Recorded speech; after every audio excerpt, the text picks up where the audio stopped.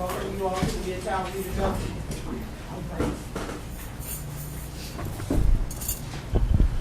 To the Midtown Redevelopment Board meeting.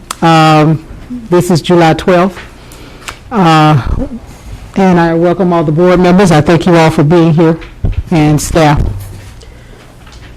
We have something that we're going to do right in the front part of our, oh, yeah. Let's go ahead and do roll call. I want to do this. Johnny Ponder. Here. Thomas Ivy. Here. Patricia Hurd. Here.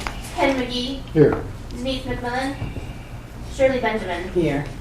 Okay, before we get started, as I was saying, we're going to do something real special for one of our members of our Midtown family, Miss Linda McGee. Would you come up here, please? Up to the podium. No. I can't pick it up. Thank you. Miss Linda, for Yes, all ma'am. that you do for Midtown Redevelopment, Oh, wow. we want to give you this appreciation. Oh, wow. And I wanted the board members, I think Ms. Benjamin hasn't seen it yet, but we really do appreciate what you do for our children and for us, Oh, and for all the things that you're doing with the festival, which is great. I think I told you that when I was there. Thank you. It's wonderful, and the banquet is getting bigger, and it's your vision. Thank you. And you make me feel good and make me feel that I can keep going on just by knowing that you keep going on, because you don't get the love and respect that you should get. I don't think you should, that you get. Oh, thank you. So I'm really happy to present you with this nice little gift of our appreciation and our love for you. Well, I sure appreciate it. And I thank Charles Vernon for always being there with me, been with me for 11 years, and like a brother. And I just thank you, Ms. Ponder, for your support and all the board support, and all of the participants and the children who really benefit from everything dealing with Juneteenth. And this board has made a tremendous difference, and without its support, Juneteenth wouldn't be what it is. So thank you for keeping Juneteenth alive. I really appreciate that dearly and sincerely. Thank you. Thank you. Oh, yes. Each and every one of you. Oh, I show everybody a pound cake, honey. We're going to get pound cakes. We're going to fed as Christmas turkeys. Go ahead. It says certificate of appreciation presented July 12, 2011 to Linda McGee by the Midtown Redevelopment Area Board for your participation and leadership of the Juneteenth Committee. Johnny Ponder, Board Chair, Charles Bryant, Project Manager. Oh, Yeah. it means the world. Thank you. This is going to go on my wall tonight. All right, good. Thank you. And thanks to your board, and you know we love Charles and what he does for the community. So, but this is your time. Thank you so much. Okay. You have a great one. Be safe. Good evening. Okay. Approval of the minutes for June 14th, 2011. Everybody should have got their packets and read their minutes. Do we have any changes?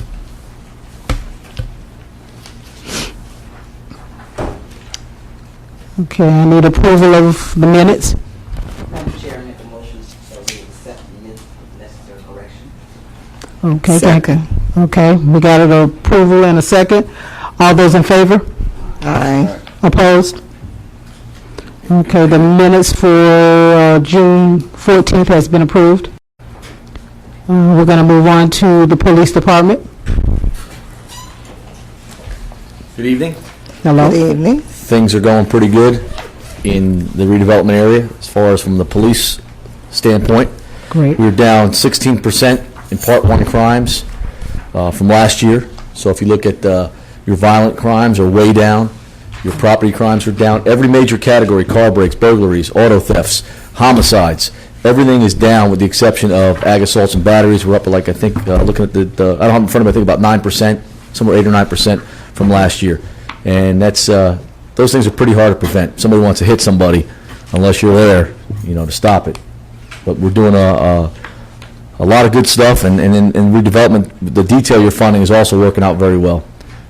They're on bicycles, they're in cars, they're highly visible, the numbers are looking good. It's setting the tone, I think. I've been out my bicycle all different times, at night, during the day, in the redevelopment area, and it's looking really good. Okay. The streets are looking really good. It's looking actually clean. I notice that things are looking clean. I don't see a lot of garbage on the streets. Couple few houses that we've had out there, problem houses where we've actually, on MLK, one in particular, we had an issue in the 500 block across from, I believe it's 537 South Martin Luther King.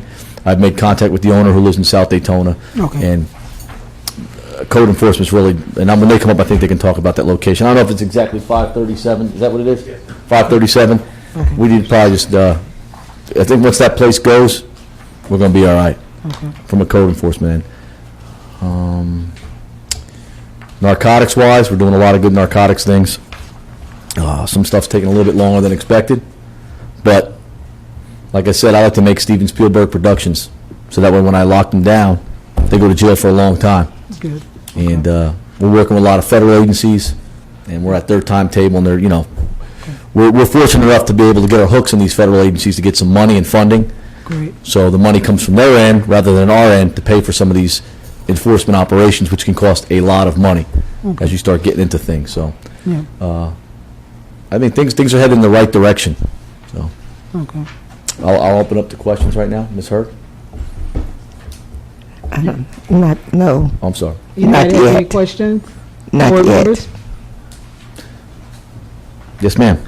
I'm still concerned about El Dorado, and I'm still concerned about the corner of Haynes Street and Orange Avenue. We've made numerous arrests there at Haynes and Orange Avenue in particular. The gentleman there seemed to congregate on a lot over there that's private property owned by a city employee who does not want to work with us. He's given them permission to come on the lot, on his property, drink beer and do what they want to do. And we have no legal authority to go on somebody's property and tell them not to do that. He's flat out told the officers, hey, these guys have nowhere to go. I'm going to let them come sit on my property and drink all they want.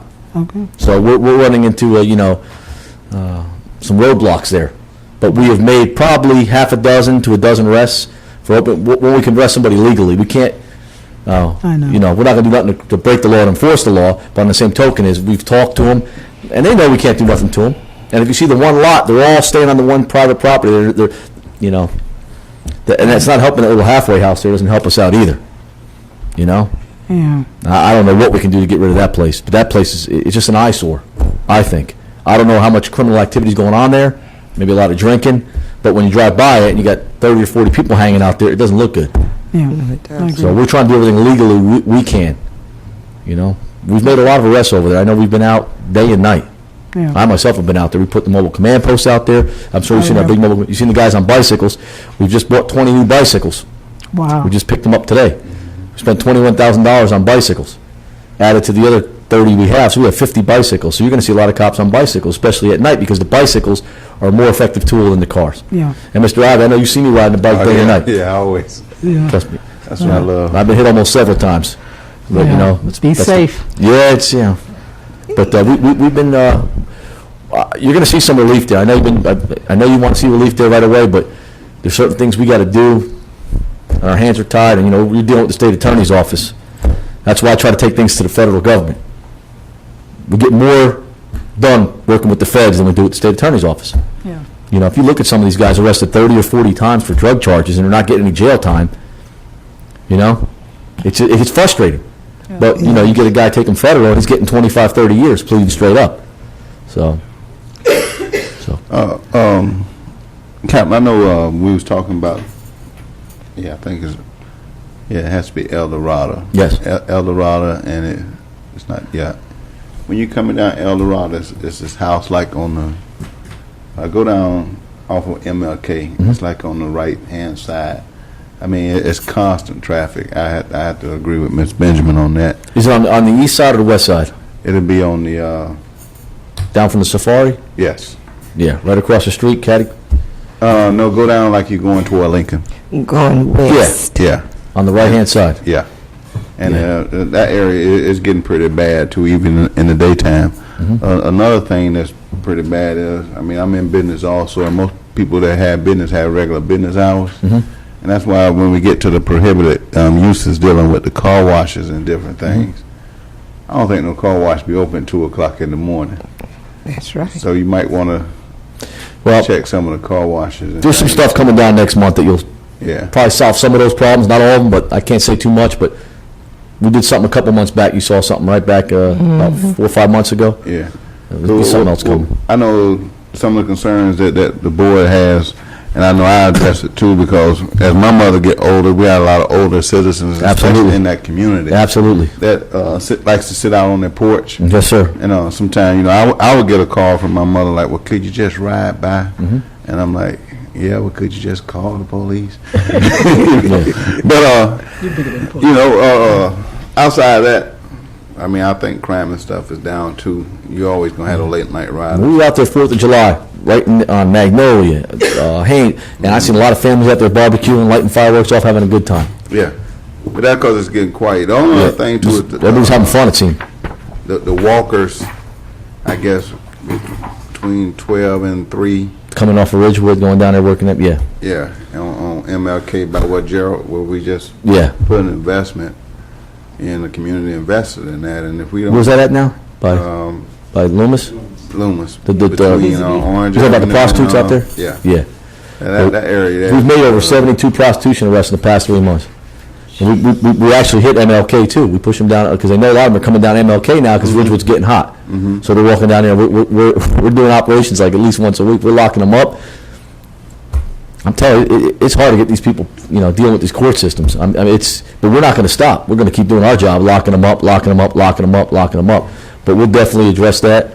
And Outside that, the area is. you'll see some relief on El Dorado coming next month. Okay. We've been really, the only issue I see coming up is we're having some issues with PPU, with the kids being out of school. But I'm hoping that they can get some money and redevelop that area, because if you look at every other housing development in the city that's been redeveloped, the problems have basically gone to non-existent. You look at Pine Haven, there's nothing, no issues out there. If you go back 15 years, you might get 30 calls a week there, 30, 40 calls a week there. If you look at we were wild back in the day. Yeah, I know. We calmed down. But if you see what I'm talking about, the redevelopment, that seems to be like the last place that we're dealing with a lot of issues here. And I'm hoping we can just get in there and get some money, some federal monies, and redevelop that. And then go on to Caroline Village, because we got Jean Street pretty much under control. Yeah. We took that back. But it seems we're getting a lot of calls on PPU. And if we can I think we can just get that under control, we're going to be all right. So, other than that, we helped out the Juneteenth Festival, and they did a great job with that. And also the banquet. The banquet was very good. And I think I didn't know idea how huge it was when I saw the crowd that participated over at the Speedway. And then the event on that Saturday, there must have been 3,000 people there in and out throughout the day. That's wonderful. We missed you, Miss Pat, being there. June at the festival. Go ahead. Yes. I miss being there. I have a comment on speeding. I know the police department is doing a fantastic job. I even had a text asking me if Chief was taking up some of the fines for running traffic lights. I don't know what to get from those, but it doesn't come to the police department. I don't think it goes to the general fund. No, well, I told the person, no, I did not read the article. Oh. I did not comprehend it as being that. But I am concerned over on Mason Street just yesterday. On Mason Avenue, I turned west off Nova Road, and a young lady went in and out of traffic twice before she turned into the hot spot. Okay. I'm just concerned about people driving, and I wish if we give you the tag number tickets. Yeah, but it's hard to do something after the fact. But we've actually been working at that intersection there, the Shell station. We've had a lot of people getting their cars robbed. We solved that problem. The hot spots are a pain in the neck. I'm telling you right now, we shut the one down here on Nova Road, no more problems. And we had to, basically get these landlords to evict them. And hopefully we just keep harassing them and getting out there and locking them and making problems. Yes, it's terrible. It's terrible. It looks like Night of the Living Dead out there. May I also- Zombies walking around here, I'm telling you. If you've been up there on Mason Ave, what she's talking about. But we'll talk about that another time. Yes, may I also indicate too, from the Shell station, can't that be just a right turn coming on to Mason Avenue from the back? That's private property there. They get, But couldn't the city put a right turn there rather than they coming out in traffic trying to make a left turn? You're looking at two state roads too, so you gotta get the state. Oh. Yeah, we Not can't. only that, I think that would be more like a city commission issue because it's out our redevelopment zone. Okay. Yeah. That's the only thing I Pat, would. you just call, we'll help you out. You know, we'll put some units up. No, put some units up well, there. Once the word gets out, the cops are working that intersection, it'll cool down for a little bit. Any more questions, board? Well, we thank you for supporting us, and keep the detail going, please, and I'll hopefully see some good stuff next month down there. But we didn't forget about you, trust me. If I Thank can you go in for there all with a you do. baseball bat and break doors down, I would do it, but, you know, I'm guided by the Constitution also. Well, So, we thank you for all that you do for Midtown, because you've helped us clean up, and we're trying to clean up the area, and we really thank you for all you do. I think it's getting really a lot better. Bethune-Cookman's getting more involved with us, the university, the security department, they're helping us out, and I think it's just heading in the right direction. It's just gonna take some time. Yep, But it's gotten a lot better. I've been here 22 years working for the city. yep. And I've seen it go from where it was to where it is today, and that's because you got strong boards, you got money coming in, and you got people making the right decisions and not wasting time spinning our wheels. So keep doing what you're doing, and we'll keep doing what we're doing, and we'll hopefully get this beat. Well, we're glad you're out there helping us, so Yes, thank well, you. if you need And something, I y'all know- have my number, just call me. Yeah, well, we know we Okay. can depend on you, so thank you Okay. very much. Thank you. Thank you, have a good night. All right, you too. Thank you. Bye. Okay, code enforcement. Oh, boy. Good evening. Hello. Good evening. Code enforcement is doing the lot cleanings as we did, said last month. Nothing's really much changed, but trying to keep the junk vehicles and the lot, empty vacant lots, keep them clean. 537, which Captain spoke about, the owner has upkept that property. They removed all the rotten woods that was on that property, and they're fixing it up. The Haynes and Orange Avenue, All we have is pictures, we don't have any addresses or details. Okay, what is that? okay, that's the mobile command right across the street from Orange and Haynes. It's the vacant lot, just showing you that the mobile, the police department was there. That was early morning, about 8 o'clock. That picture was taken. The property, I issued a notice of violation to the property owner to keep the property clean of debris, no porta potties or anything of that nature. Trying to get him to remove the seating arrangements that were made by our citizens of Daytona there. So a notice has been sent, and if not, then the city, I'll put in for the city to remove them, the debris or any type of seating arrangements that they have there that's connected to the trees or hammered into the trees, nailed to the trees. Okay.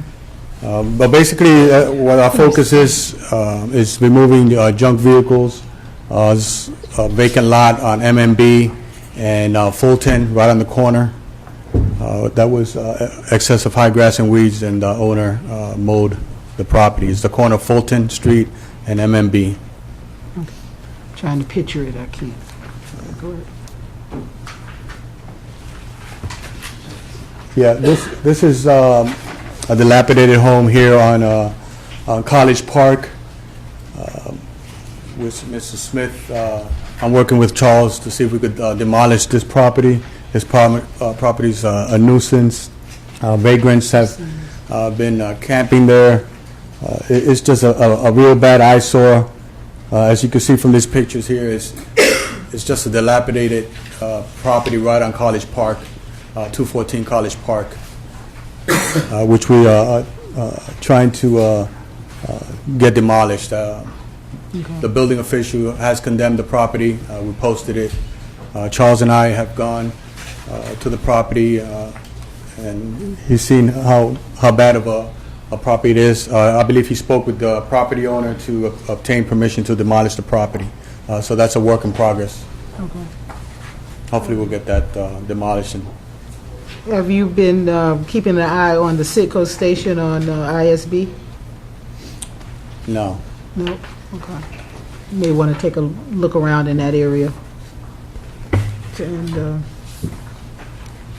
Any questions, board? Yes, I have a question. I'm still concerned about the property behind Jay's Car Wash. That property, they mowed the grass, the high grass and weeds. They did mow it. The vehicles that were parked there, I had them removed. I spoke with the owners of the vehicles, and they removed the vehicles. So the property, as of today, I passed by before I came here, and it was vacant. There was no violations on that property. And as it has been stated earlier, we are concerned about car washes staying open 24/7. On which, Well, on MMBB and Lane, Orange Avenue, one on Orange Jay's. Avenue and MLK, and the Yes. corner there. Before I came here, I was speaking with the business owner, and he informed me he had a license. So I haven't had a chance to find out if he does have a license. I have to check up on that. But I did inform him he has some tires up in the front of the property, I guess for sale, and I had him remove that eyesore. And I informed him about the car wash, and he informed me he had a license for that activity. There's Car Wash. Is that a legal car wash at Master's Barber Shop on the corner Orange Avenue and Keach? Cut Masters. Cut Masters. Is that a legal car wash? I have to look into that and get back with you on that. Any more questions? Yes, I have a question.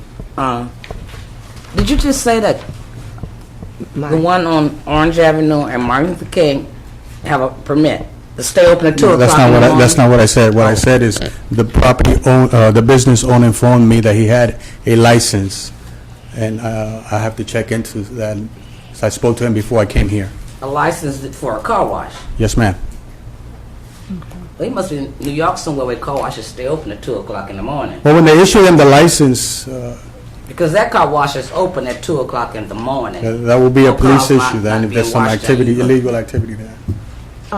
My suggestion would be that when you go and speak to him, again, please take someone with you, the police or Charles, because, just because you need to have somebody with you. Any more questions, board? No. Okay.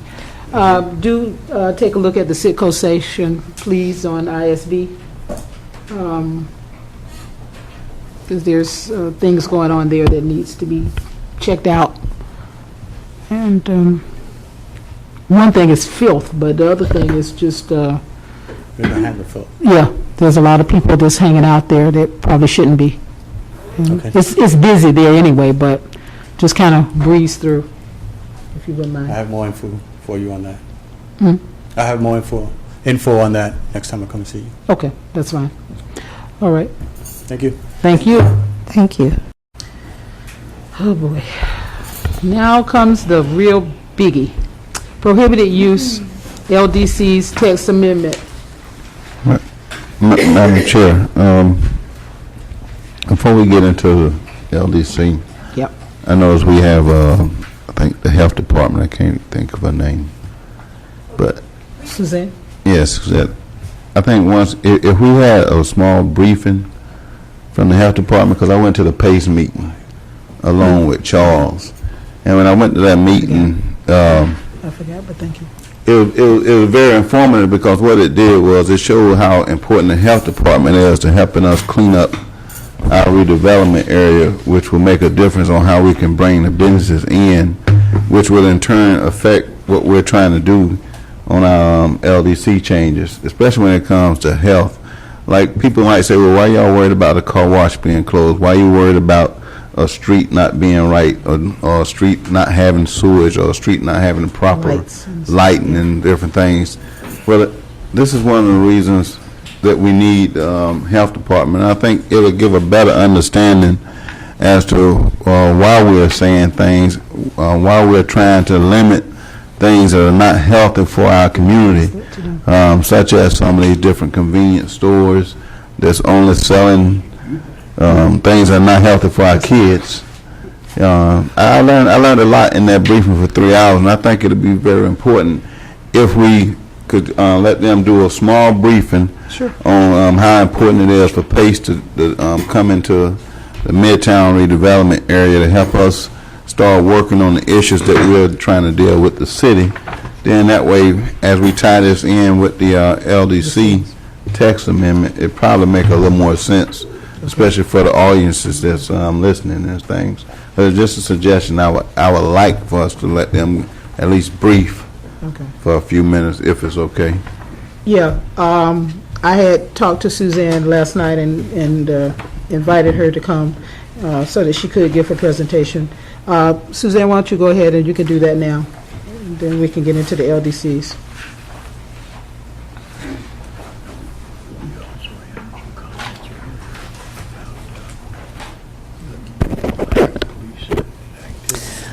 Thank you so much for having me here this evening. Again, my name is Suzanne Grubbs, and I work with the Volusia County Health Department. I am a health inspector and environmental specialist there, and so my traditional role in public health is that of a regulator, very similar to what code enforcement does. We have a number of establishments that we perform inspections at routinely. I've worked in the Daytona Beach area for about 16 years now. With many, the Department of Health, we do bar inspections and mobile home park inspections, commercial swimming pools, and so we do a wide variety of public health inspections. And that's what we consider traditional public health, is clean water, safe food, sanitation, like with septic systems, sewage on the ground. Traditional public health handles all of those issues in a community. What I'm excited about is that the community rarely has a chance to give input, to talk to the health officials of what they consider are their environmental health concerns. And so we have received a very small grant through the Centers of Disease Control, funneled down through the Florida Department of Health. And the initiative is called PACE, which stands for the Protocol for Assessing Community Excellence in Environmental Health. It's an assessment tool, and so part of the PACE process is a survey component to ask the community what are some of the important public health, environmental health issues that they would like our steering committee, our collaborative partners, to focus on. Some of those issues in past PACE projects have been lighting, sidewalks, crime, housing issues, brownfields, and those all impact the health of the community. Some non-traditional environmental health issues that have come up are unemployment,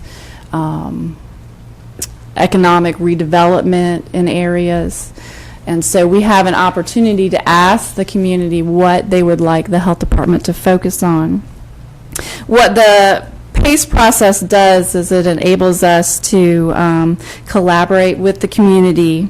It improves environmental justice in an area.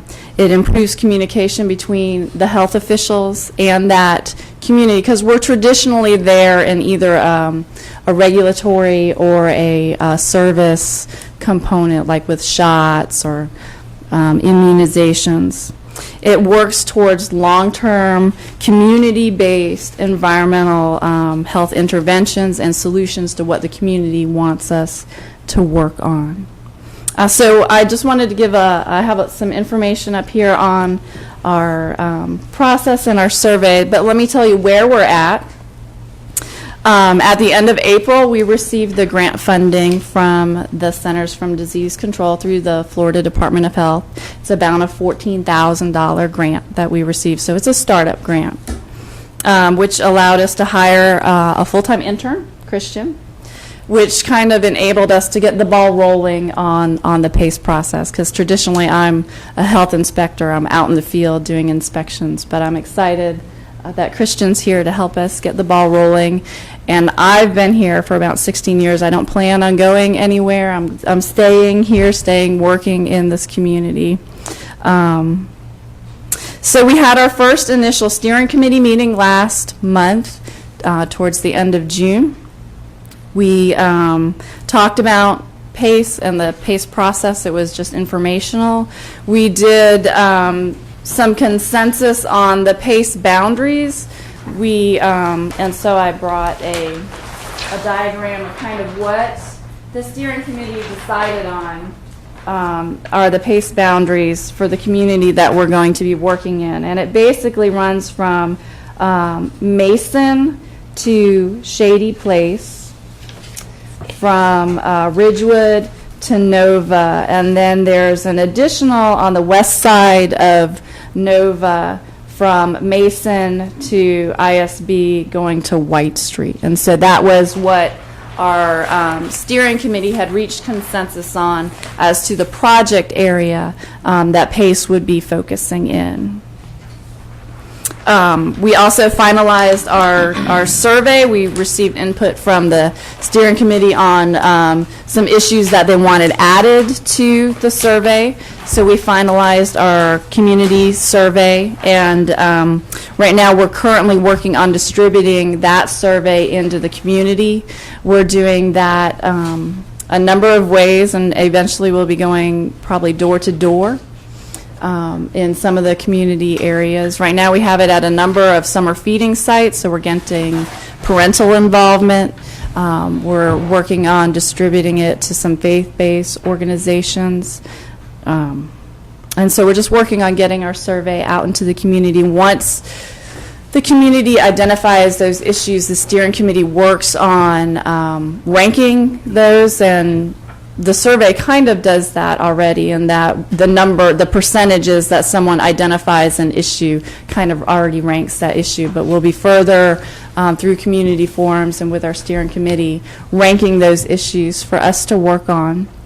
We'll be working on pulling down additional grant funding to target those issues, and we're going to be developing action plans and working on those community identified issues for solutions. Excuse me, Ms. Scruggs.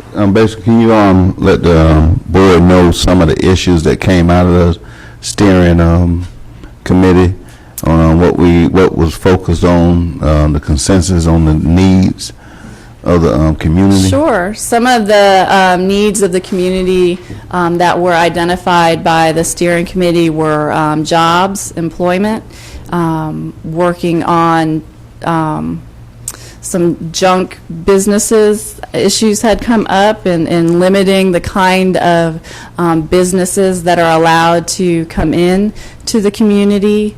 Work on developing further access to fresh fruits and vegetables, getting better grocery stores into the community.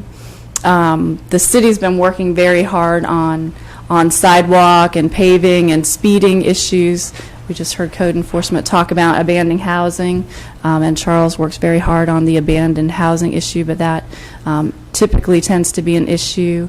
Vacant properties that are allowed to overgrow, and I'm sure I'm leaving some out, but they developed a whole list of issues that we tried to include on our survey, which we wanted to be a single page front and back for the community, so that it wasn't too labor intensive for them to take, since we're bothering them to get their opinion. We didn't want it to be burdensome on the community. Did I leave any issues out? I'm sure I did. It's okay. You're doing pretty good. I would just like for you to just mention some of the players that came to the meeting. Sure. We had a very lively meeting with a lot of people who are very passionate about their community. Some of the people who came to the table were Cynthia Slater with the NAACP. We had Sam Ferguson from the Safari Lounge and Patrick from the Tropic Twilight. We had Miss Maria Long from Tubman King Community Church. We had the Early Learning Coalition, some people from Thrive by Five. We have an additional initiative that we're working on at the health department called Achieve, which also has an assessment component and working with the younger children to get them active, access to fresh fruits and vegetables. So we're working with Achieve as well, Bethune-Cookman University. I'm sure I'm leaving a number of people out. The Housing Authority, yeah. Miss Johnson came from the Housing Authority, but Mr. Gamble is working on helping us get our survey out into the community as well. The Votrain. I didn't have Votran there. What was the guy name that was talking about shelters? But we were talking about the buses Bus not stops. having shelters and a number of people with young children standing out waiting for the buses who don't have adequate shelter from the elements. One of the areas that was especially mentioned was across from Child's Academy, where there's a number of young children and young mothers waiting, without shelter from the elements at that location. So we incorporated the shelter and the transportation issue on our survey as well. Suzanne, do you have anything for the mid-school kids? I think we were talking about that last night when I spoke with you, because I think those are those are a lot of the problems. I think we got a lot of things for the little kids.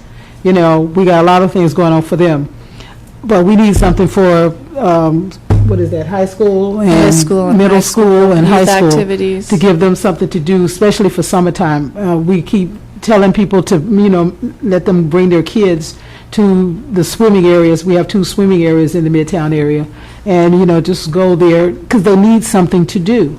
Right. Because, during the summertime, they go in people's houses and they do all this stuff, and we all know that. And they're kids, but they need something for their minds to be active in doing. And, I can't wait for the PAL Center to be built up so that we can get them all in there. But right now, we need to make them swim or exercise or do something. And I was wondering, do you all have anything for those kind of kids? A reading program? We did not include a youth activity component to the survey. I know the City of Daytona Beach Leisure Services works very hard on their youth activities. We're going to be having some community forums, and we're working on getting some active residents, parents. We had Corey Best from the Early Learning Coalition, who's a parent, and they just got done with a Pyramid Summit focusing on youth and youth parental issues. So they've got some data that we would like to incorporate into our component as well. Great. That's great. Ms. Grubbs, another thing I was looking at that I'd like the board to know also is that when we sitting here, we listening to Ms. Grubbs from the health department talk to us about our environmental needs and our health needs. It's important that we incorporate the things that the health department is doing. If we can get them in line with Professor Hoffman in dealing with our Midtown redevelopment plan, all this will make a difference, because now you got a component that's addressing the health issues of our community. If we can address the health issues, it can also make for a better environment as we work on the other issues. When we start dealing with the stormwater, when we start dealing with these different factors that are starting to come in to our area as we make this change and as we put a plan into place. If we put a plan into place that shows that we care about our kids, who's going to be our future, it's only going to make the board more stronger and make the community better, especially when they talk about the health. I was very intrigued because when they had some of the same pictures that we had been looking at during some of the workshops that we've done, but what most intriguing was that they address the same issues that we sit up here and talk about meeting after meeting after meeting. And here's an organization that's just getting started, come along and identify the same things that we're talking about. So I'm glad that Ms. Grubbs came to brief, because as we start getting into these prohibited uses and as we get into looking at how some of the things that we are saying as a board is not being taken seriously, but here we had the health department comes in and they identify the same thing. So that tells me that we're not stupid as a board. So when I sit here and look at this, now I'm commenting on some of the things that I read from the staff report from the planning board. I'm commenting because I was listening to that meeting on the radio, online, and then I'm sitting up here, I go to a meeting, and here it is, a health department, the state health department coming in telling us we had these issues, and we're trying to address these issues, and then what we're trying to address gets knocked down or backwards, that we have to bring them back forward. So I'm very thrilled that PACE is in our community. I'm very thrilled that the health department is starting to address some of the issues when it comes to lighting that we talk about, the sidewalks, the drains, the bus stops that's not in our area. If you go outside, go on ISB in front of Daytona State, and you see where they got the nice shelters with the name on it, covered over the bus stops. I could tell the difference. If you just cross over and look, cross Nova Road and come into Midtown, and then cross Ridgewood and go over to the beach. That's where you see the difference. And that's why these boundaries were drawn up. When it actually started, the boundaries were like only basically dealing with Midtown. But when you got the consensus of a whole community and city that came together, so it wasn't just people from Midtown who say, wait a minute, no, these issues need to cover from Mason all the way down to Shady Place. It makes a difference. So when we're sitting up here looking at what can we do as a board to help the health department, I'm hoping that we'll give the health department every support or any or all support that we can to make sure that our issues are being addressed not only from a health issue but as a community issue, so that we can incorporate it into our plan, especially into our redevelopment area plan. So. Go ahead. If my recollection is correct, we had Speak louder. some comments by a speaker who came to visit, and it dealt with the relationship between clean streets and healthy environments and that positive impact on crime. It was, and I don't recall who it was, but I was thinking about that earlier when the captain was speaking to us, and he was talking about clean streets.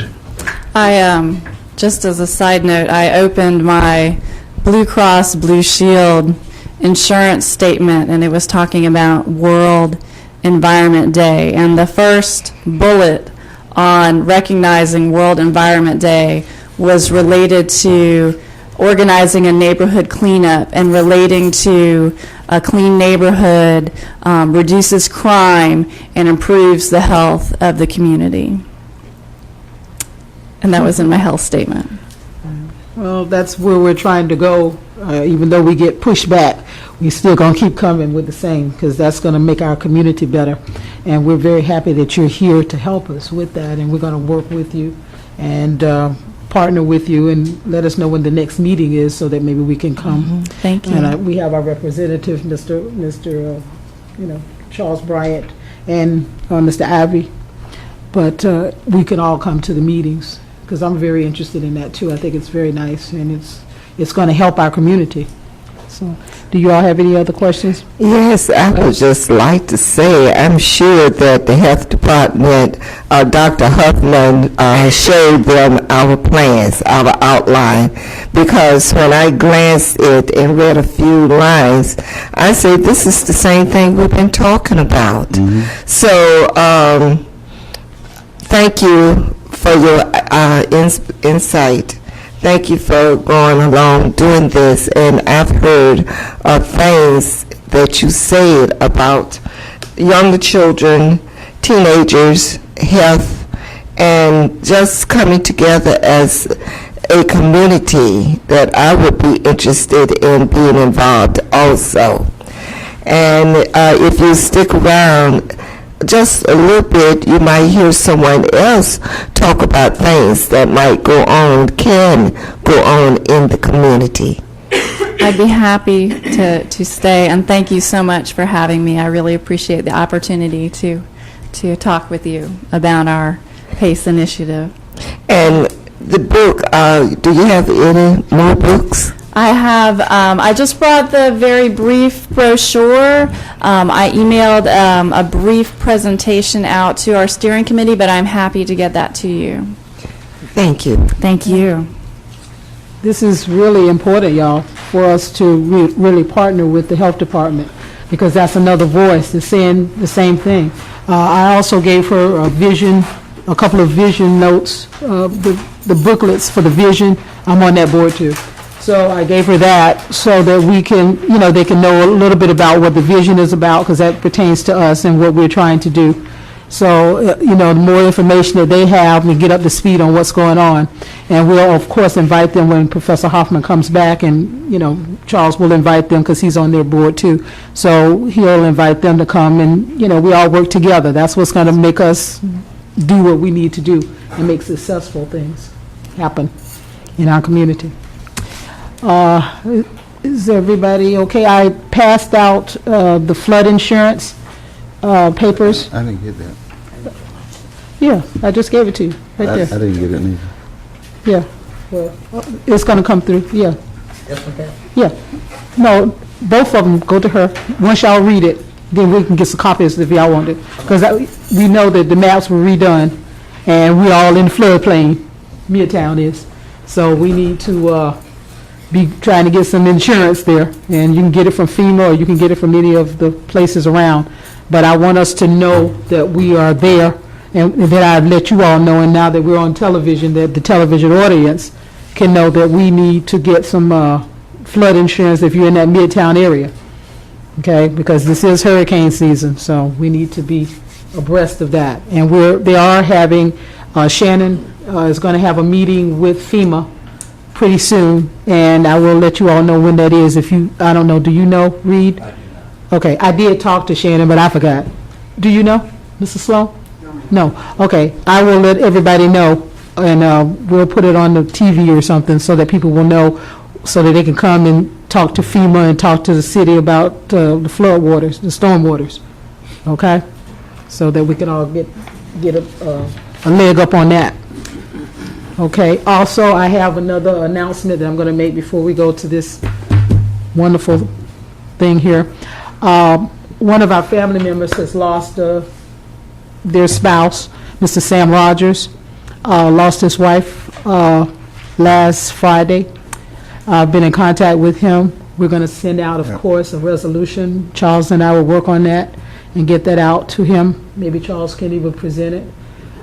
He's doing okay, but I think he needs our love, and he needs us to, call him and talk to him and see how he's doing. They were together 55 years. That's a long time. It's a long time to be with one person. So if you all, he's a member of our family, always going to be a member of our family. And we need to keep him in our prayers and think about him often and call him. Go ahead. Monday, and whereabouts? I think it's going to be Monday. What's his church? We'll get you the information. Okay. We'll give y'all some information about that so that we can be there. Charles may be there to do a resolution and all of that, but he needs our love right now. So, okay. Okay. The prohibited use. Yippee. Yep, yippee. We are on television. So we have to be respectful and nice, and so I'm gonna try that. Mr. Charles.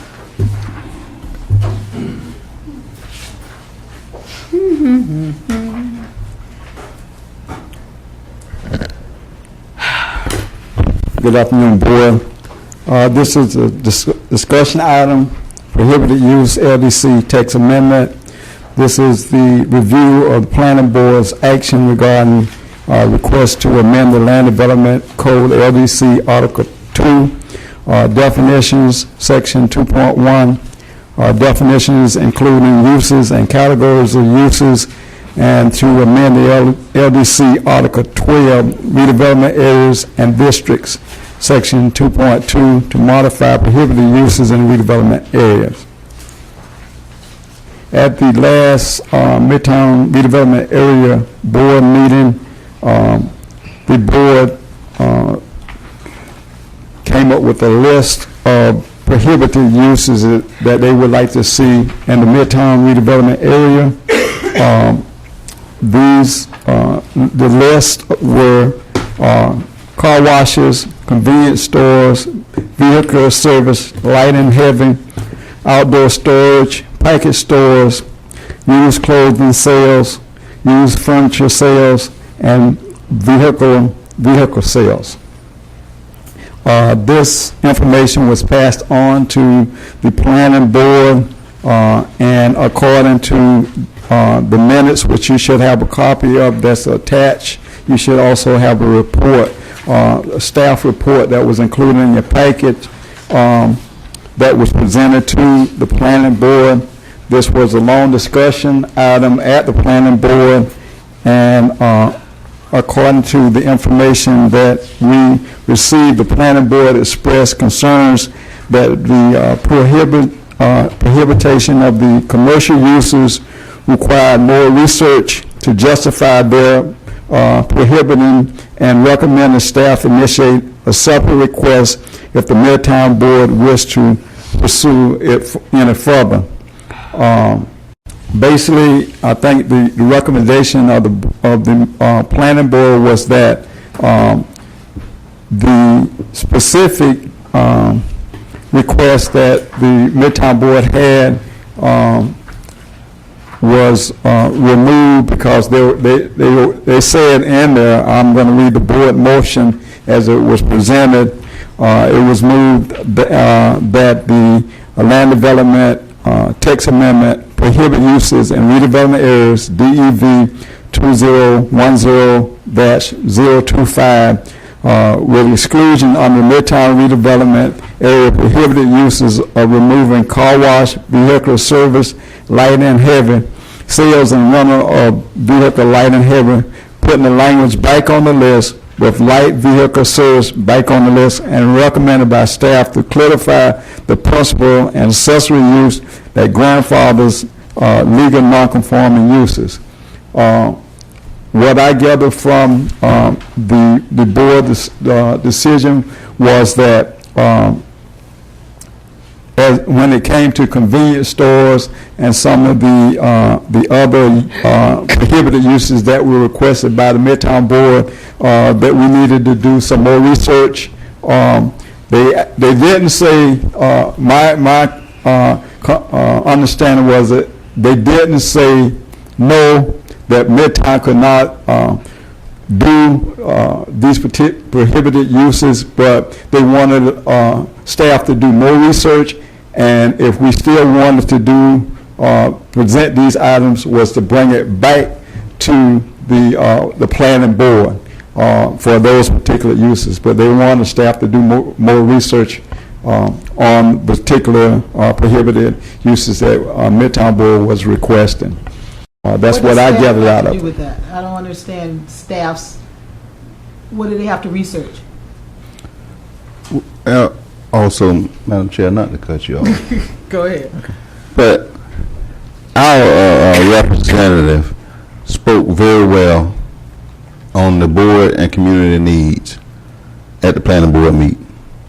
The problem that happens is, just like what Mr. Bryant just said and what you were just saying, I think we have a tendency to echo. How many people from the planning board come spends a dime in Midtown? That's one of the questions I was sent back. Show me where you come spend a dime in Midtown. And that's why I'm glad we had the health department come in and speak prior to us starting to discuss this issue. we got to get down to health. What are we going to do to improve our community? Here we are sitting here as a board making decisions to improve our community, but then you got other people making decisions outside our community who doesn't spend a dime in our community saying that we don't know what we're doing. I mean, how many staff members actually come and do service in Midtown? So if I don't, if I don't go over to the beach, I can't tell you how warm the water is. Or if I don't go downtown and sit down and eat, I can't tell you the type of clientele. But if I spend my money in Midtown Daytona, I have a business in Midtown Daytona, I eat in Midtown Daytona, I live in Midtown Daytona, then that tells me I should know what my community needs. When I see my kids or walking around with their pants hanging down, I'm glad the police department is starting to clean up. When I see crime rate going down, that tells me that the police department is cleaning up. Well, where is the police department getting their information? Well, guess what? The board cares. Hey, will you check out this area? It seems to be drug activity. Guess what? It goes down. Now, here we are saying we got convenience stores are starting to be like churches in our community. Not that I'm against churches, but I'm against something that on every other corner, here's a church. On every other corner, here's a convenience store that I won't even allow my mother to walk into, okay? Or even go buy a tomato. But we're saying we don't need these type stores because I'm tired of walking into a store where they're selling one cigarette out of a carton, which I know is illegal. If the ATF came in, I know it would be illegal. So here we are trying to limit things to make it. I want to see a Publix or a Winn-Dixie in my area where my mama can go, or my aunts or my sisters or my young people can go in and make things and feel comfortable walking around the store. But no, to me, the planning board just slapped us in the face and said, well, you know what? You ought to be the dumping ground. But you don't want the dumping ground of the social services downtown. And to me, that's what I take from this. I could be wrong. But I'm sitting up here reading information where people don't come shop and live in my area. We're trying to clean it up for people will come. For people will come invest. I mean, we're really trying to do a plan, a successful plan. And here we have people come telling us we need staff to come evaluate what goes on in our community. Staff don't come spend 50 cents.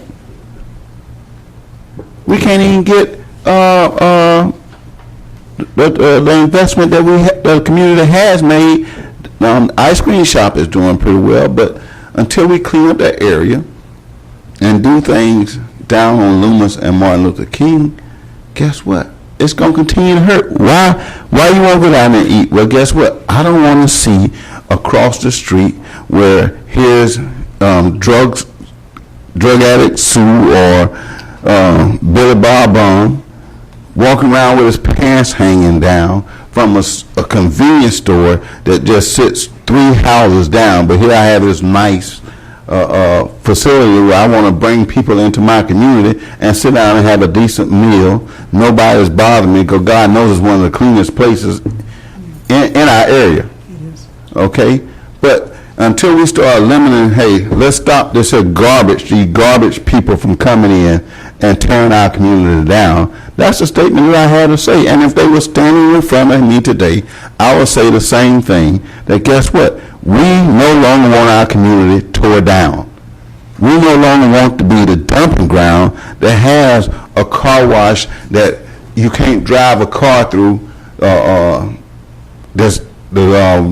Wastewater is running back into the street, because that's what we're dealing with in our car washes. I'm for people washing cars, hand washing, because I love to have my truck and car washed, and I get it washed in the community. But the one that I go to, guess what? When code enforcement came down, they made them put the proper drain in. And guess what? That's where I go, because they're following the rules. They're open at the proper business hours. There's nothing wrong with a midnight special. Let me make something perfectly clear. If I want to have a business and that's my operating hours, that's all well and fine. But I'm doing it the right way, where you'll feel safe, where I'll feel safe, where people will come in and say, hey, man, you need to go here and get it done. And that's all that we're saying when we sit here and ask for different things to really happen in our community. We don't need staff. What we need staff for is to make sure it's legal and within the laws, and that we're not interfering with somebody making a decent living, because we want businesses to come into our redevelopment area. And I don't mean to go on and on, but when I sit here and read this here report, because I got mad and turned the system off during the report, I got mad, and I did make some phone calls too, but this is why. I mean, this is one of the reasons why. But hopefully, now that the health department has came in and seen that, guess what? This area, Midtown, has problems. Hey, maybe we got a different voice now. That maybe the health department can come in and beat staff up, because the health department probably can tell you, hey, they don't need this. And maybe that's what we need. I feel that's what we need. And that's why I would love for the health department to come in and partner with us, give us some workshops, give staff some workshops, give the planning board a workshop on Midtown. Hey, this is why this community needs to be cleaned up.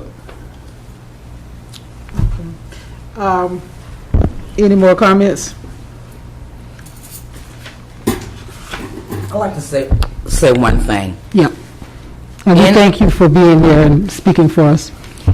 One thing, when I left out of here, when we submitted the prohibited things, it was my understanding, I'm going to say it on record now, that the businesses that was there would stay, if they were legal. The impression that I got when I left the planning board meeting, that Midtown board was going to shut down all these businesses and they're going to be out of work and stuff. That was not the understanding that I left here with. Yeah.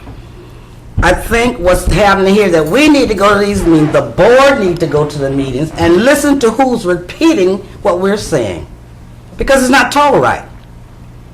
And other things that it be grandfathered in, and they're talking all over. Like I said, ask the chief why that store shouldn't be there. He could tell you that himself. And I don't appreciate what happened there. I'm very sincere, because I know what was said here and what went to the planning board, and I was there. And it was not said the way that we said it here. It was not said with the understanding that we had when we left here. And you were not there, I was. And Jason was there, who represented. Okay. Also, Mr. Bryan, where did they get these, Jason. this list from? These are the car washes and things in the neighborhood. Yes, car washes, convenience stores. Yeah. And I did indicate Patricio Unlimited. That's in a plaza. That is known as 2nd Avenue Plaza with 3 suites there. It is not a convenience store, and I would like to have that removed by the owner, Patricia Hurd. It is not a convenience store. Okay.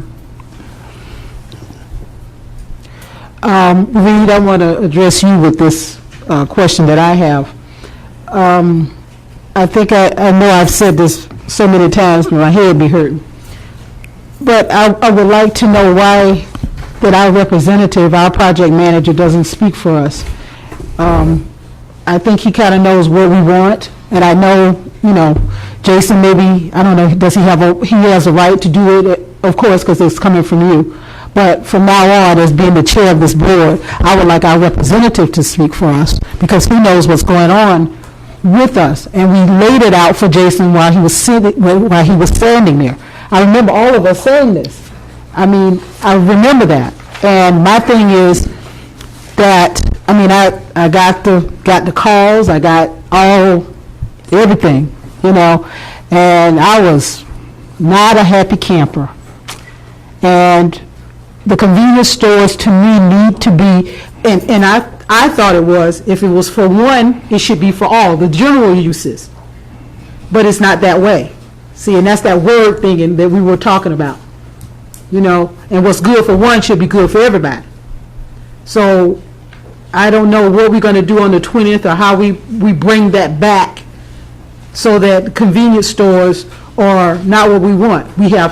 It's lottery. There's a lot of people just staying out there, a lot of drugs being done there, and we don't need that. High food prices, unclean food, all of these things are going on at these convenience stores. You know, we build them. You know, if you go and you smell them and you be around them, they're not sanitary. You know, and this board, we don't sit on our butts and don't do anything. We really go out and we look in these communities, we look at different things, you know, and we really know what we want in our community, because we live in this community. And I resent the fact that planning board is telling us what to do and what to think. We have our representative, and from now on, one of us is going to be at the meeting. And if we got to speak, then we got to speak. But, you know, we want to try to work with folk, but we're not going to be taken over by folk, because we know what we want. And especially when we sit here and we tell you, this is what we want, and then somebody else goes and does a 360. That, you know, I'm thinking, okay, well, we already done told them what we want. You know, it's in black and white. We said it. So all you got to do is present it. But it doesn't seem to get that way. And it's another, you know, we just got to keep pushing and pushing and pushing. And it shouldn't be that way. Charles should speak for us.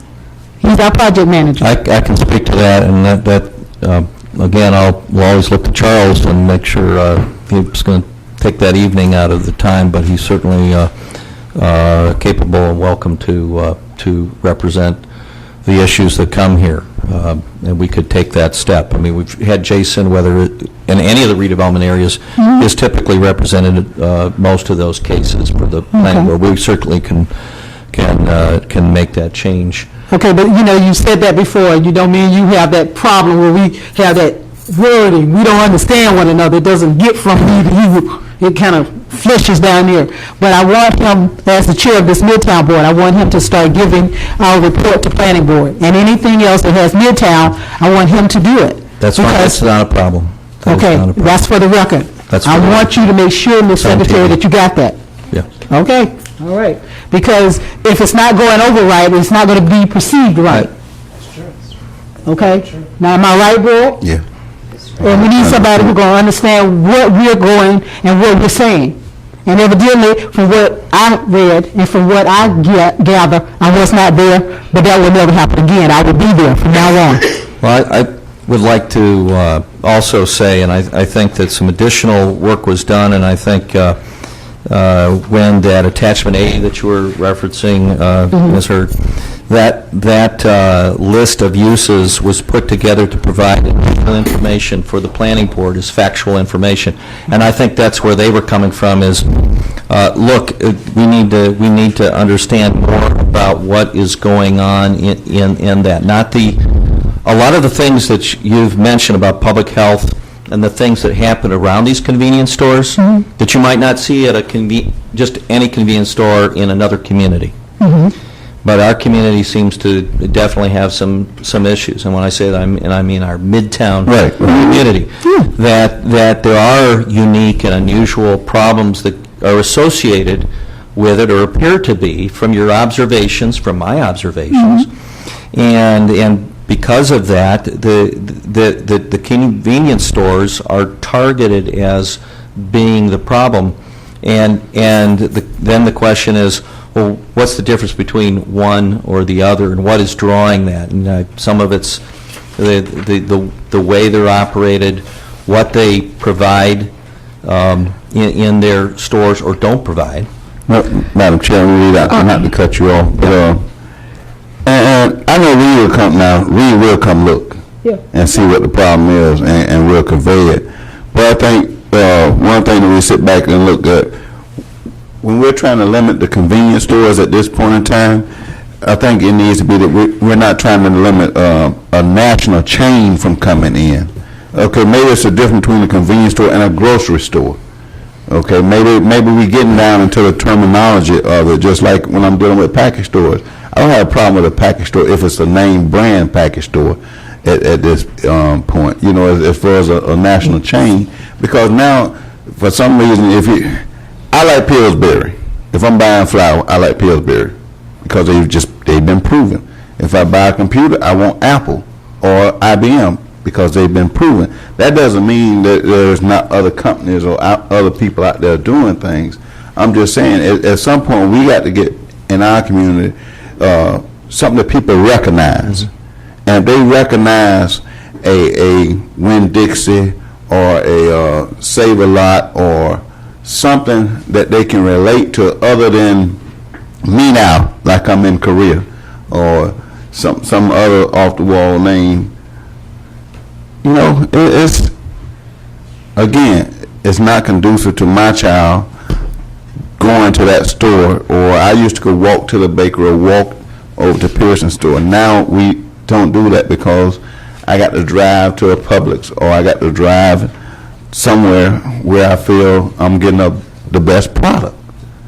And that's not happening in the current convenience stores the way that is listed, or however the wording becomes. That's why the attorney there, y'all can determine the legal word to use. But I will say this, we have to, at some point, we got to stop being the dumping ground if we're going to ever come up. And the intent is not to stop businesses from coming in because we are a redevelopment area. It's the type of businesses that are coming in that's bringing us down. And I guarantee you, I cannot walk on the beach side and walk into one of those package stores or whatever. If they have a convenience store, I know I can't walk downtown to one and get one cigarette, and I'm not a smoker. But walk in there and see. Okay, or you walk in there and you see the dirt as high as the carpet is to the tile. That's what we're trying to stop. Right, and I appreciate that, and I think that I think there's a task ahead of us. If there's going to be an action, it's going to have some, and it's going to end up in a regulation that will help all of us, then I think we need to ask that Charles works with the rest of the staff to put together something that you can look at for the next month that will deal with your concerns that you had before, and whether or not there is a different way to tackle this problem and convey the information. The planning board kept the door open to say, come back with some additional information. Some of it was attached, and they want to understand the total impact on each of these uses and why one is different than the other. And not to cut you off. Yes, sir. I mean, I just don't got to the point. I'd rather keep it for real. How much clearer can we make it when we sit up here? If what I've seen sitting on this board is, if it's an issue that affects downtown, Main Street, or Beachside, that issue is clarified, it comes in, is moved on, and is done. But how much clearer can we say it if you go back and pull the minutes from back in April and March when we was working on these different changes? You will see, I think we made it pretty clear. But it's the way that it was conveyed at the planning board. How can they not understand it? If they can't understand the layman terms that we actually submitted, then I'm afraid of the planning board. Man, that's what made our representative upset, because she's like sitting there probably looking like, well, where is this coming from? Out of left field. It's not what we said. Well, we need to have some direction from you to go back to the planning board. It'll be a new case. Okay. If you want it. Okay. We do want it. Ms. Ponder. Let's make that perfectly clear for the record. Okay, all right. Ms. Pat, go ahead. Just for clarification, you said something about this list, where it come from, the information. Sure.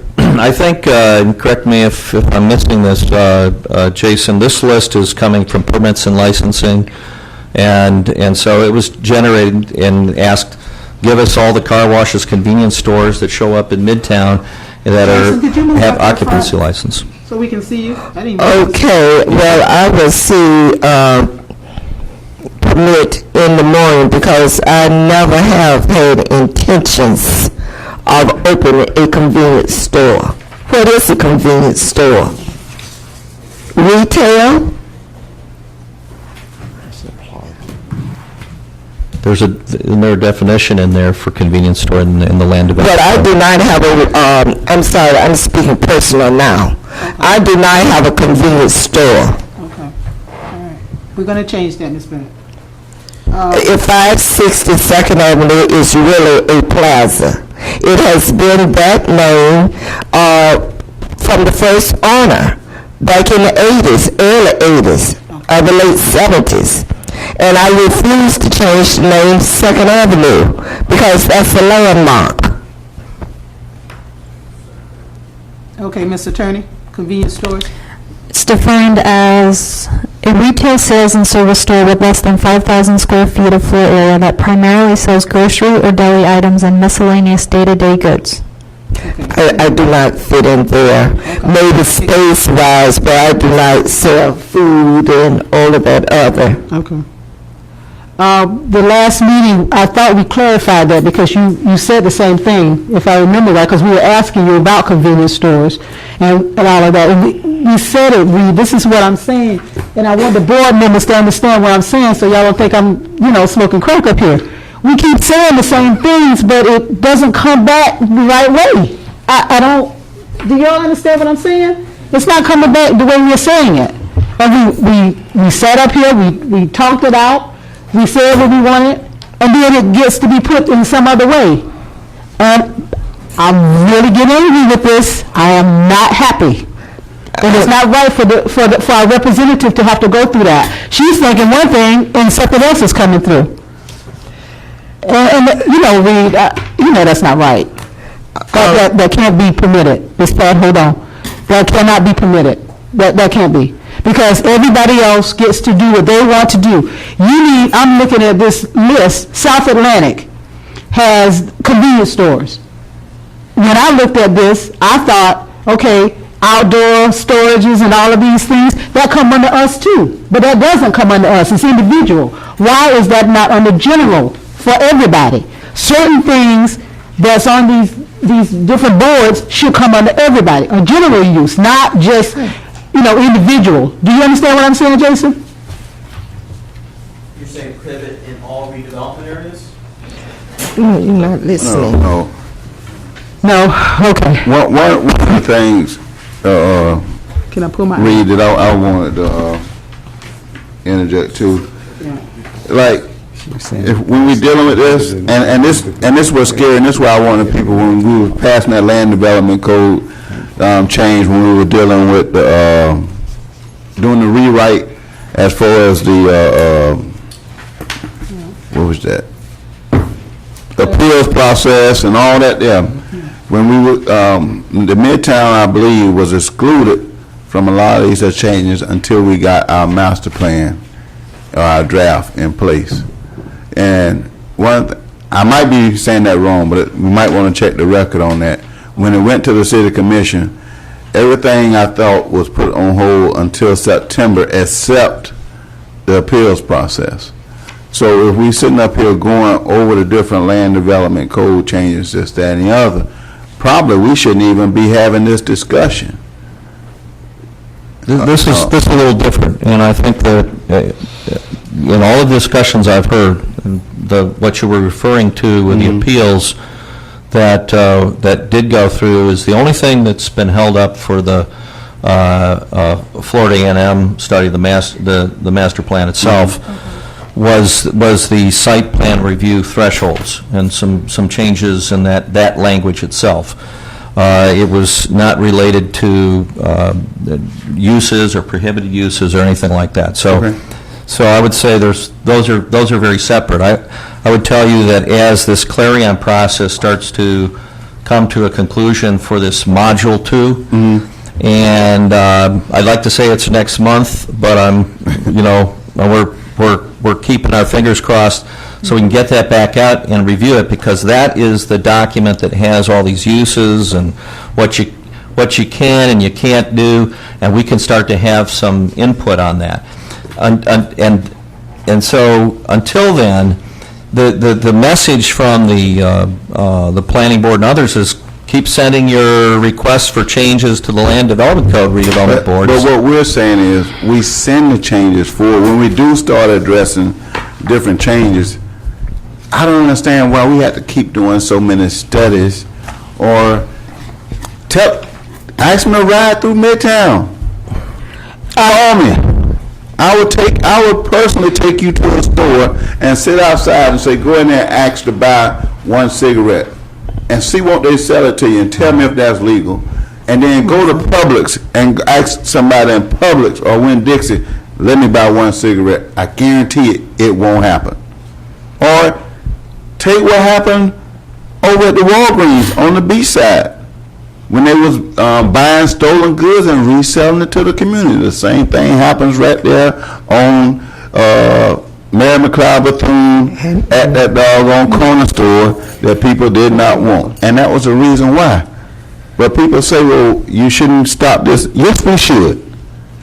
We get to the point, yes, we should stop things. If we're going to make it better for our community, we know as a board, as a community, I don't care if nobody never sits in the audience, if people are taking their time out on this board to be an advisory to the city commission, then that means we're out there and that we care. If we take our time to go to these different meetings and attend different seminars to make sure that we're doing the things that we need to do to make our community better, then guess what? That should say enough. Yeah, let me focus on two things with these convenience stores. One is that these convenience stores that we have in existence now, that your concern is that a number of them may not be operated properly, and there's concerns about them, and that goes back to public health and other issues that are related to existing ones.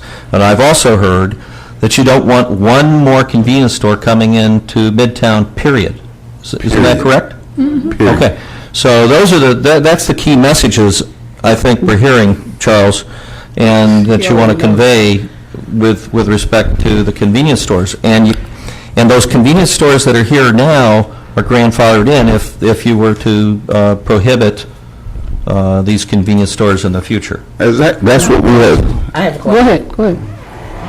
The store that's going to reopen on the corner of Wells 719. and 719, according to what I understood from the planning board, that it will be allowed to open again. I have the same understanding. Reed, Yeah. But how? Jason, or whoever's over there. I can't see y'all. Y'all need to come sit here so we can see you. But how can that happen? And has a site plan even came through the Midtown redevelopment board on that? The trigger is the permit. Because I know it's been closed down for well over 3 to 5 years. Yeah. Yes. And it has to come back and be something else. It can't be another convenience store. Yeah, I can address that. Dennis Merzik, planner with the city. They have submitted an application to reopen. They'd have to go through the site plan approval process. They haven't, excuse me, they haven't gone through that process yet to be able to get their permits to actually start to work. It has been vacant for more, or not used for more than 3 months. Yes. Which means when we had the item on the planning board, it became a pending ordinance because it was on the agenda. Because it was on the agenda, they wouldn't be allowed to submit an application to have this, the convenience store. When the group, I think Mark Doust was representing the property owner, and the property owners were also here. He had spoke out about that, how he's been following the process and with the social services in the redevelopment areas, and convenience stores came on late in the process, and we've been on this since 2009. Convenience stores came on late in the process. He missed his opportunity to turn that in. the application for that reopen that particular convenience store. He came over, he presented his case to the planning board, and I think the planning board was showing concern that that they wouldn't have the opportunity to do this, which is why, one of the reasons why they were asking for suggestions on what they could do, and they thought that maybe the best opportunity would be having the convenience stores come back to Midtown Board again. It comes off the agenda, and then it can move forward on a separate item, separate from the social service uses that are going to the city But commission. they've never come to us at all. Right, and I was just going to say, I don't remember seeing And there were, a site plan or anything come to the Midtown Board first, so sound like to me, they just said, okay, well, let's just go to the planning board. well, Because I'm sitting here- they have to come to the Midtown Board to get approval. Well, it should come to the Midtown Board first, before they even went to the planning board, to even override the Midtown Board, because here goes the appeal process. If it comes in the Midtown and it falls, depends on how the categories fall. If it came to the Midtown Planning Board and, let's say, for some unknown reason, we denied it, then it would go to the appeals process. It may not even have to go to the planning board. It would have went straight to the commission. Okay? That's if. I mean, I'm not looking at the process. So unless we're looking at the processes here in front of us, then we wouldn't be talking hypothetical. But for them to go to the planning board first, that tells me, number one, they know somebody on the planning board to say, hey, come here, present this, and then let's go try to do it this way, and let's try to bypass the Midtown Redevelopment Board. Because I would tell them, number one, guess what? You already know what you're getting ready to do. And just like we told one that when we said we were really looking at denying that car shop on Franklin Street, and we tried to do some things, guess what? It didn't work. And it's the same thing. It's a convenience store, not even 400 feet. Thank you. On the corner. Have you walked in there? Walk in that convenience store on the corner of Bellevue and MLK. And here it is, you want to open another junk trap that sits back in the cut. 75 feet. Okay? He don't know what the cut is. Yeah. Explain the cut. That sits back off the road. Thank you. That is only going to draw the same type of things that we're trying to omit out of our community. And it's not that, again, it's not that we're here to stop businesses from coming into our redevelopment area. We will not be able to attract a food, a major chain or a local company to come into our redevelopment area if the staff continues to allow people to come in and open this garbage. Every block. And that's what's starting to happen. And when I come to some of the meetings, like the marketing meeting that downtown had, and just so happened he had some circles that was big enough that pulled in the Midtown area. It will work if we clean it up. It will not work if we continue to be the dumping ground. And that's why we're trying to get in line with a downtown. When they don't want a restaurant or whatever downtown, guess what? It didn't come back and say, well, hey, let's do this, that. It passed. Yeah. And that's what we're saying. Guess what? We don't need no more convenience stores. You don't need to study that no more. Yeah. What was the criteria for, excuse me, baby, for interrupting you. What was the criteria for Atlantic when they wanted no more convenience stores? Because it's in writing that they don't want convenience stores. What was the criteria for them saying it? Did we have to go and talk to everybody, and did they have to do all of that? Or was it just, okay, y'all don't want convenience stores, so y'all don't get convenience stores? Jason, do you have an answer? I believe, this occurred before I was here, but there is fairly well documentation of that issue specifically in the South Atlantic redevelopment plan. That was all done as part of the lengthy process when they were putting that redevelopment in place. Okay. So therefore, there was documentation to fall back on in terms of what they're prohibiting, what's in the adopted redevelopment plan for South Atlantic. And I think that's some of the information that the planning board is looking for, is where is this supported by the adopted plan? I mean, it's part of what, when planners, and Dennis could talk about this more, part of when you come forward with certain regulations, you have to fall back to the legislative process. Take pictures. And facts. And that Go, could be go a by part. and take pictures. And then you again, come that back and could you be tell part of us. the facts. That's, what, Okay. I'll work with Charles on is in terms of creating that legislative record. And there's other things, we have to make sure it's supported also. The land development code has to be consistent with the adopted redevelopment plan and with the comprehensive plan. Okay, but all those things are in process of being redone right now. And I want us to, and I want you to understand, Jason, for the record, Ms. Record Keeper, that, this is what we're saying to you. We don't want any more convenience stores. None, zero, zip, none. We don't want any more of those because they're not helpful in our redevelopment plan. That's why we really want Professor Hoffman to come back, so we can find out this process. He can help us to make sure that we're going in the right direction. Make sure that these things, we don't have to keep talking about these, because this thing is going to be in our redevelopment plan, regardless. I do understand what you're saying and what was the record, or what was said here, but I think what we were directed to as staff, in terms of the planning board, is to go back and create that record just to make sure there's documentation of what the issues are for the reasons for saying we don't want these anymore. So there's that legislative record that we can fall But we back. gave you the reasons the last time we did this. We gave you the same reasons we're giving you now. Right. And that was all in the minutes, and the planning board had that, but they want additional information, and we'll do that research for you, for this board, to create that record so we can justify these changes to the land development code.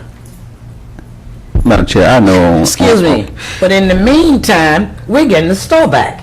In the meantime, that store is going to be put there. Is that You're not helping the store us. is going to be put there?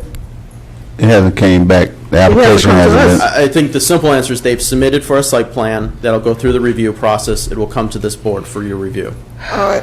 Is this the draft we're talking about, and maybe on page 3, where it's citizen comments? Yeah. That store in April, that place been closed more than 3 years. More than 3 years. 2 years ago, I reported that someone had knocked the door down and sleeping or whatever in there. So the information that was given to the board is incorrect.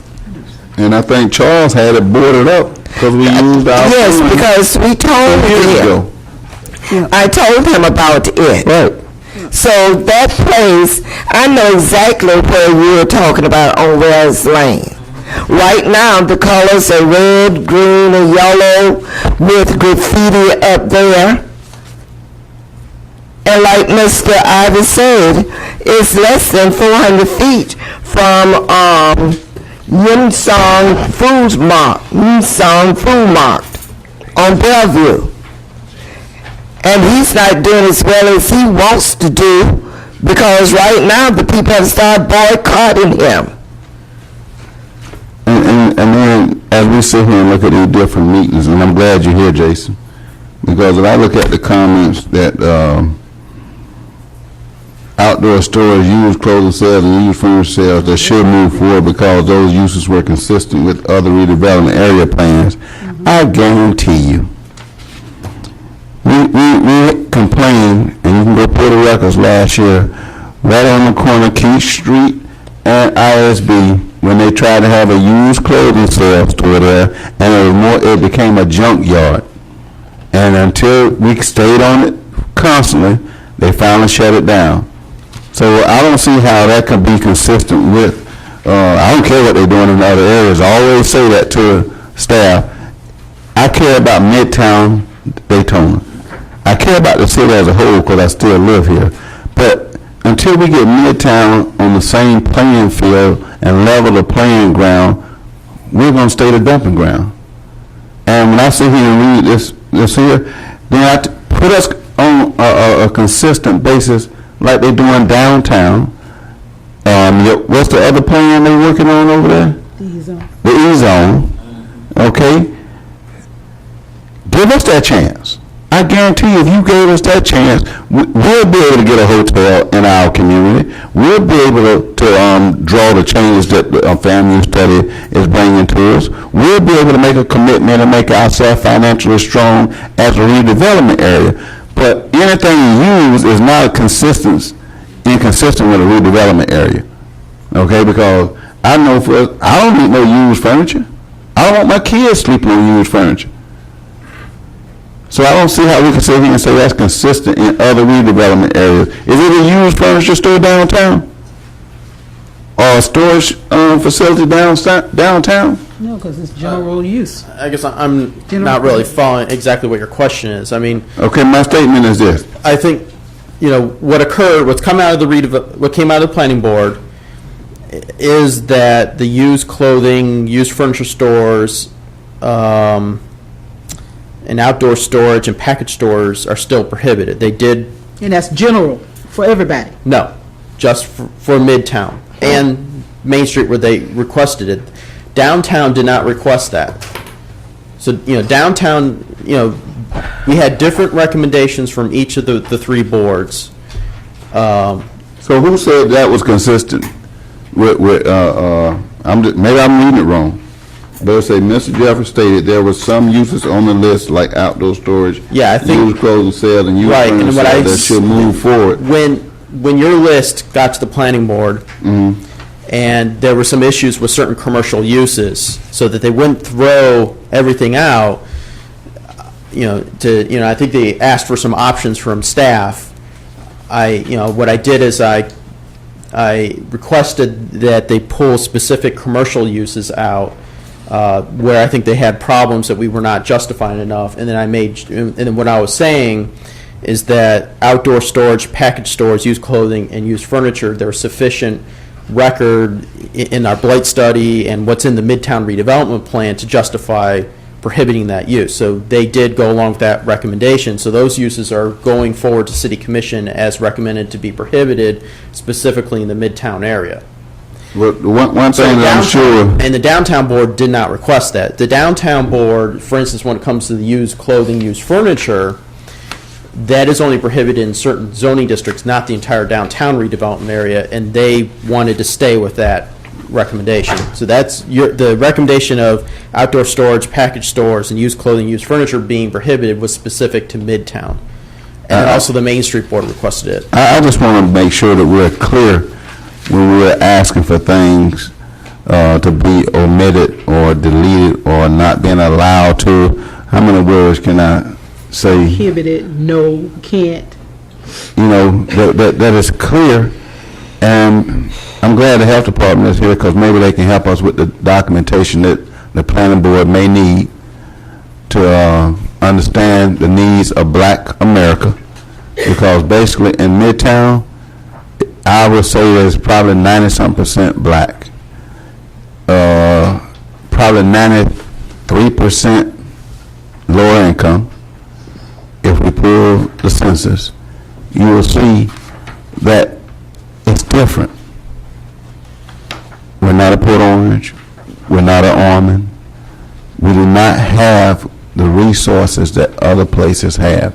But if we continue to make it a dumping ground, and that's all I think we're trying to say, I would love to be in a striving community like St. Louis did. I've seen revitalization in Atlanta.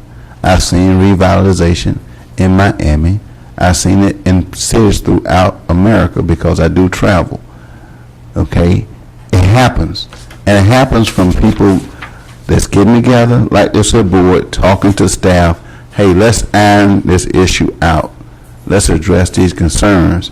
And I don't want to sit here and, like you say, beat you to death, but I'm just saying, Jason, let's make sure that what we're conveying is conveyed to the planning board for we can all get on the same sheet of music for our plan can happen the way it needs to be happen. If y'all give us a chance, if we just get a chance, and I think that's the biggest issue, is we just need a chance because Midtown, to my recollection, has no master plan or no vision plan that address the issues of Black America, of Black Daytona, but particularly Midtown. Now maybe people people don't care, but I care. And when we're sitting here, I'm not making these, trying to volunteer my time to make decisions on things that's going to hurt the community. I got over $1 million investment sitting in this community. So my friends have investments sitting in this community. And the only way we're going to grow this community is if we continue to invest ourselves. But I don't need the help of people tearing me down or not conveying what we're trying to do.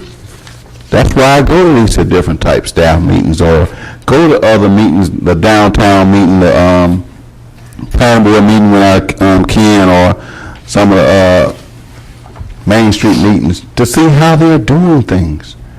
And it is different. It is different. But hopefully we can get some help. And I'm asking the community for help. I'm asking staff to help us.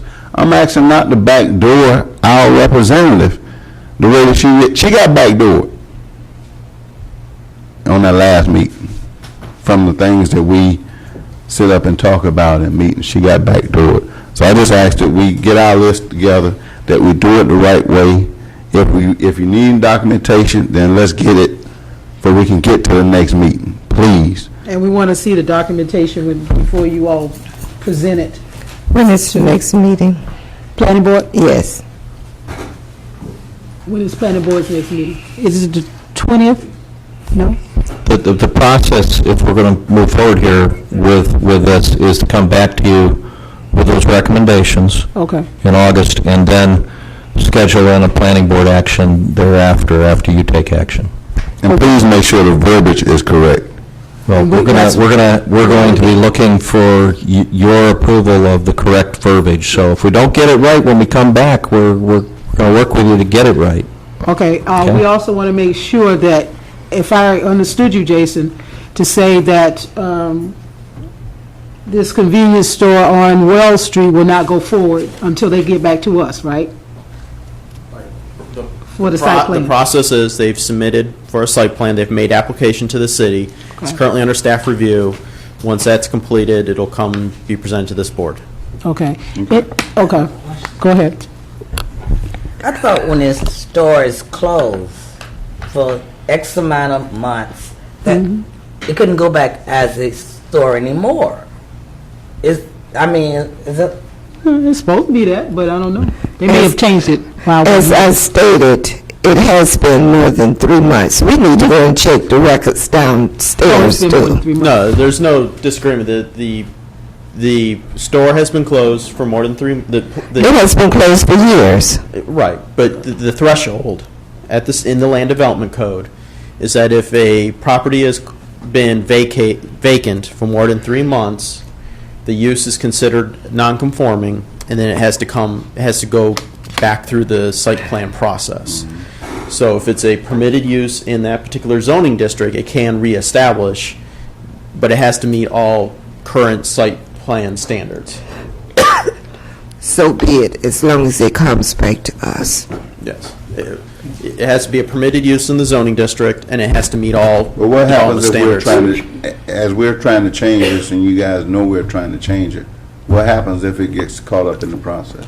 That's what happened with the Orange Avenue process thing. Never came to us. Once a pending code is at planning board, then there's what's called in the land development code the pending ordinance. But it has to be before the planning board, and the planning board has to take action. So this is not considered pending? If It's we're going no, back and forth? that might be more of a question for legal, but my understanding, this is no longer those four specific prohibited uses that the planning board did not recommend are no longer pending. But let me ask you this then, why didn't it go to the city commission with our recommendation still? Because the way the land development code is written, only the planning board makes recommendations to the city commission on land development code changes. So the redevelopment boards make recommendations to the planning board, and then the planning board is that sole recommending agency. Well, that's not fair. You know why? Because you got everybody making decisions and we only have one vote. One vote. We have one vote for our I community. think the way the planning board is set up, there's two members from each city commission district. Okay, we done beat this dead horse. Any more questions, y'all? So, Madam Chair, on the list that we have in front of us, basically at the Midtown, we have requested the following uses be added to the prohibited use list specific to the Midtown redevelopment area. So, really, what we're getting ready to do is say, okay, we agree on these items, A through H, being on our prohibited use list. Is that what we're going to work on, correct? Unless you want to make any changes, that we will do the research and what's required to bring this back to you for next month. Madam Chair, on a couple of changes that I would like to make sure that on item number B and item number E that we put not to include national chains. Because if a 7-Eleven is considered a convenience store, if we got that, if somebody was interested in opening a 7-Eleven, we would just shut them out. So I would like for convenience store, There's a problem with trying to prohibit based on ownership. You have to look at the use, not the ownership. So we can't do it that way. that's interesting. That's why I think if you've seen where we've written some square footage requirements in there, it allowed for a Walgreens and a CVS to go in because we were larger square footage and chains and that seemed to draw the line between those smaller ones that were creating a lot of the problems. But can you understand, Reed, why we need Professor Hoffman back? He can help us with the architectural and the design standards, and he can help us to do this, because this is what he does. And we need some help with that. And staff don't know about that. Y'all know about planning, maybe. But we need somebody that really understands what we're talking about, what we're trying to do. Because we want good business. We're not trying to say we don't want good business, as Mr. Ivey said. We want good businesses to come. But these convenience stores are a hindrance in our community, and they're not going to spark growth. If I was a Publix and I own Publix and I saw convenience stores block to block, I wouldn't want to put my Publix there, because then that's going to take away from my Publix or my Winn-Dixie. Because even though they are there, the tomatoes are more expensive, all of these things are more expensive. And the food is not really the greatest food. So this is what we're saying. And I know that sounds a roundabout way of wanting Professor Hoffman, but all of this he can help us do. He can help us continue our plan. And now, if you look at all of these things, that's all they're talking about. Well, why don't you all wait for the FAMU plan? Well, the FAMU plan is going to also say what we're saying now, because we are helping with the FAMU plan. So it's going to say we don't want convenience stores also. So it's not like it's going to say something different. Do you all understand what I'm saying? Yeah, but I think what they're saying too is that if a convenience store, in order to put a convenience store in, it must be 5,000 square feet, and I want distance. I think that's what you're basically saying, right, Jason? I'm sorry. You're basically saying that if a convenience store was going to come. When the convenience store issue came up, and actually some of it started here at this board previous, I think this is back when Sam Rogers was on. Yeah. We wrote the definition of a convenience store, and some of what we looked at was looking at what a national, if you talk about a national chain, it's not going to be smaller than 5,000 square feet. So we put that threshold of 5,000. Kind of dealt with the ones that are the issue. Well, if we went along with this, are we looking at the actual building size and not lot size? Okay, because that's what sound like to me. That's what we're going to get into on the technical side. Am I right, Mr. Attorney? Because you can't Square feet of floor area. Of the business. Okay. But then you see what the driving factor is then too, is once the building is of a certain, let's say a Walgreens or a 7-Eleven is 7,000 or 7,500 square feet, they're going to need certain land area to, they can't just put it in 7,000 square feet because they'll have certain parking requirements, and then a stormwater, there's a certain minimum lot area to be able to accomplish a building of a certain size and a parking lot and stormwater retention that's required by the code.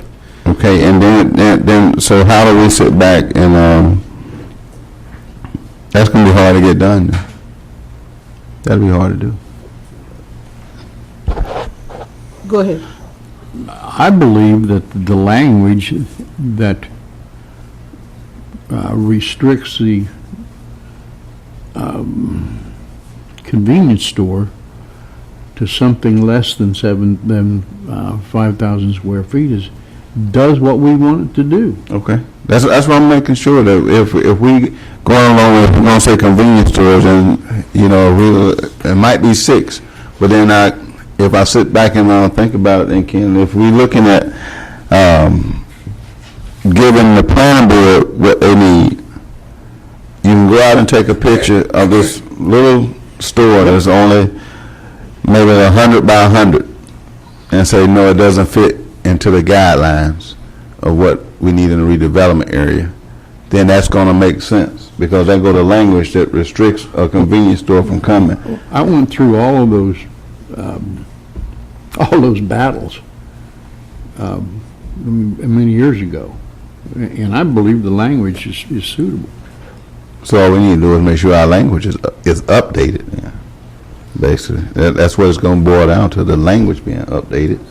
And then if you sit back and look at another thing that the board.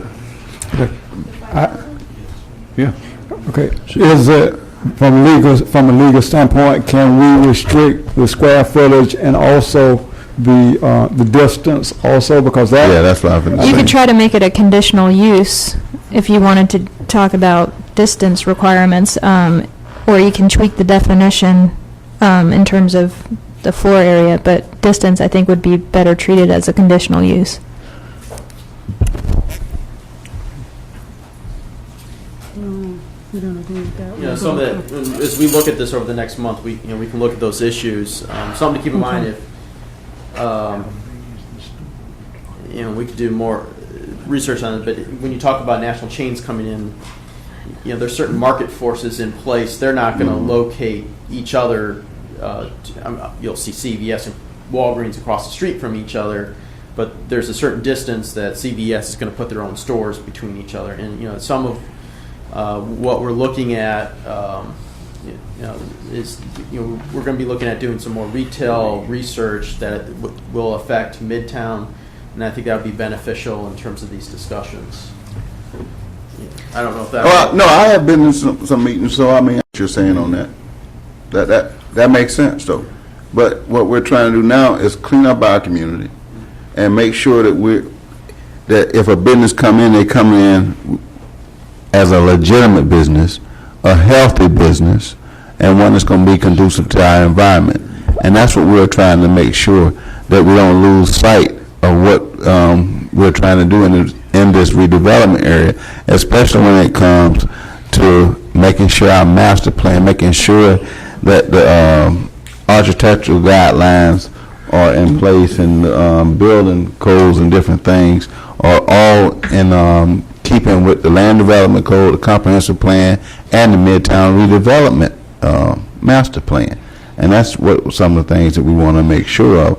But if we get a lot of this here done now, it can move right on into the clarion, and then we don't have to wait to tie the clarion down when everybody else is ready to move forward, because our issues will be dealt with now, and that's what we're trying to make sure. And maybe we need a workshop on it. I don't know, but.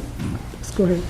If this grid over our head, if all those squares are 5 feet in each direction, all of those squares equal 875 square feet. We're talking about a convenience store of 5,000 square feet, which would take, 6 of these? But believe it or not, some of the stores they're trying to open, Ken, they're smaller than this. Yeah, they're not allowed. Yeah, that's what we want to make sure, that they're not allowed. Okay. Did you all hear that, Jason? I know you all were in discussion there. We don't want them anything less than, 5,000 square feet? Is that what you all are saying? I mean, Ken knows that Yeah. space, so he just. Yeah. Is that what you're saying? That's what it is now. That's what it is. Okay, that's what it is now. So how did Orange Avenue get there? Is that more than 5,000 square feet? What on Florence? What The one on Orange Avenue And, and Caroline. yeah, I believe It that was just under opened. 5,000 square feet. It's under. It's under 5,000, and that's the one that we talked to Mr. McKittrick about. That slipped through the cracks because they not only did that one come in without coming to the Midtown Redevelopment Board, it also came in. They totally changed the use yep. of the building. And there's not adequate parking. Okay, so therefore, as a redevelopment zone, again, come to Midtown, do what you want to do. That's what happened on that situation, and that's why we're sitting here concerned with that. That place changed from a mental health facility, okay, to a doggone grocery store. Yep. Unheard of. And nobody came and asked us or said you were doing anything. And we got it, that it was the wrong thing to do, but yet it still was done, and nothing else is being done about it. You know, and we're not having that anymore, so And staff needs to understand. And they're located right across the street from another little convenience store. Yeah. It's 5 convenience stores from the corner of Orange Avenue to Nova Road.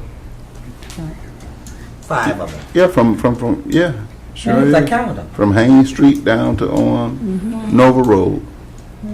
And again, we want to make it clear that this board does not want to say we don't want to have businesses. We do. We want to have quality businesses.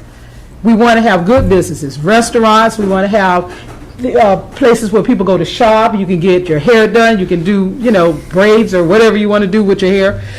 We want those kind of businesses if they are conducive to what we like in our neighborhood. And we want to clean up our neighborhood. And these are not going to help with that. Go ahead, Ms. Pat. I think they understand exactly what we're saying. We've been through this over and over again since I've been on the board. And I know what they're trying to do, and we know what they're trying to do. Yeah. But it's not going to be done. Are we going to do everything there is to keep the Midtown board? And I think that's what was in the air once before, that, trying to wipe us out. But like we said before, no one knows about my community but the people that live in the community. No one knows about it.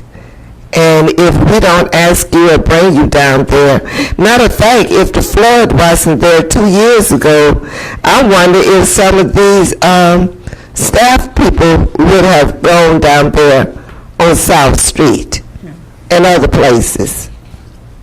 So I think they understand exactly what we're saying, and we can move on to the next item. Okay. Is there any more discussion on this? Now, I want Mr. How do you say your last name? Rozak. Okay, I've called you. Other things. Okay. I want you all and Jason to understand where we're coming from. Okay.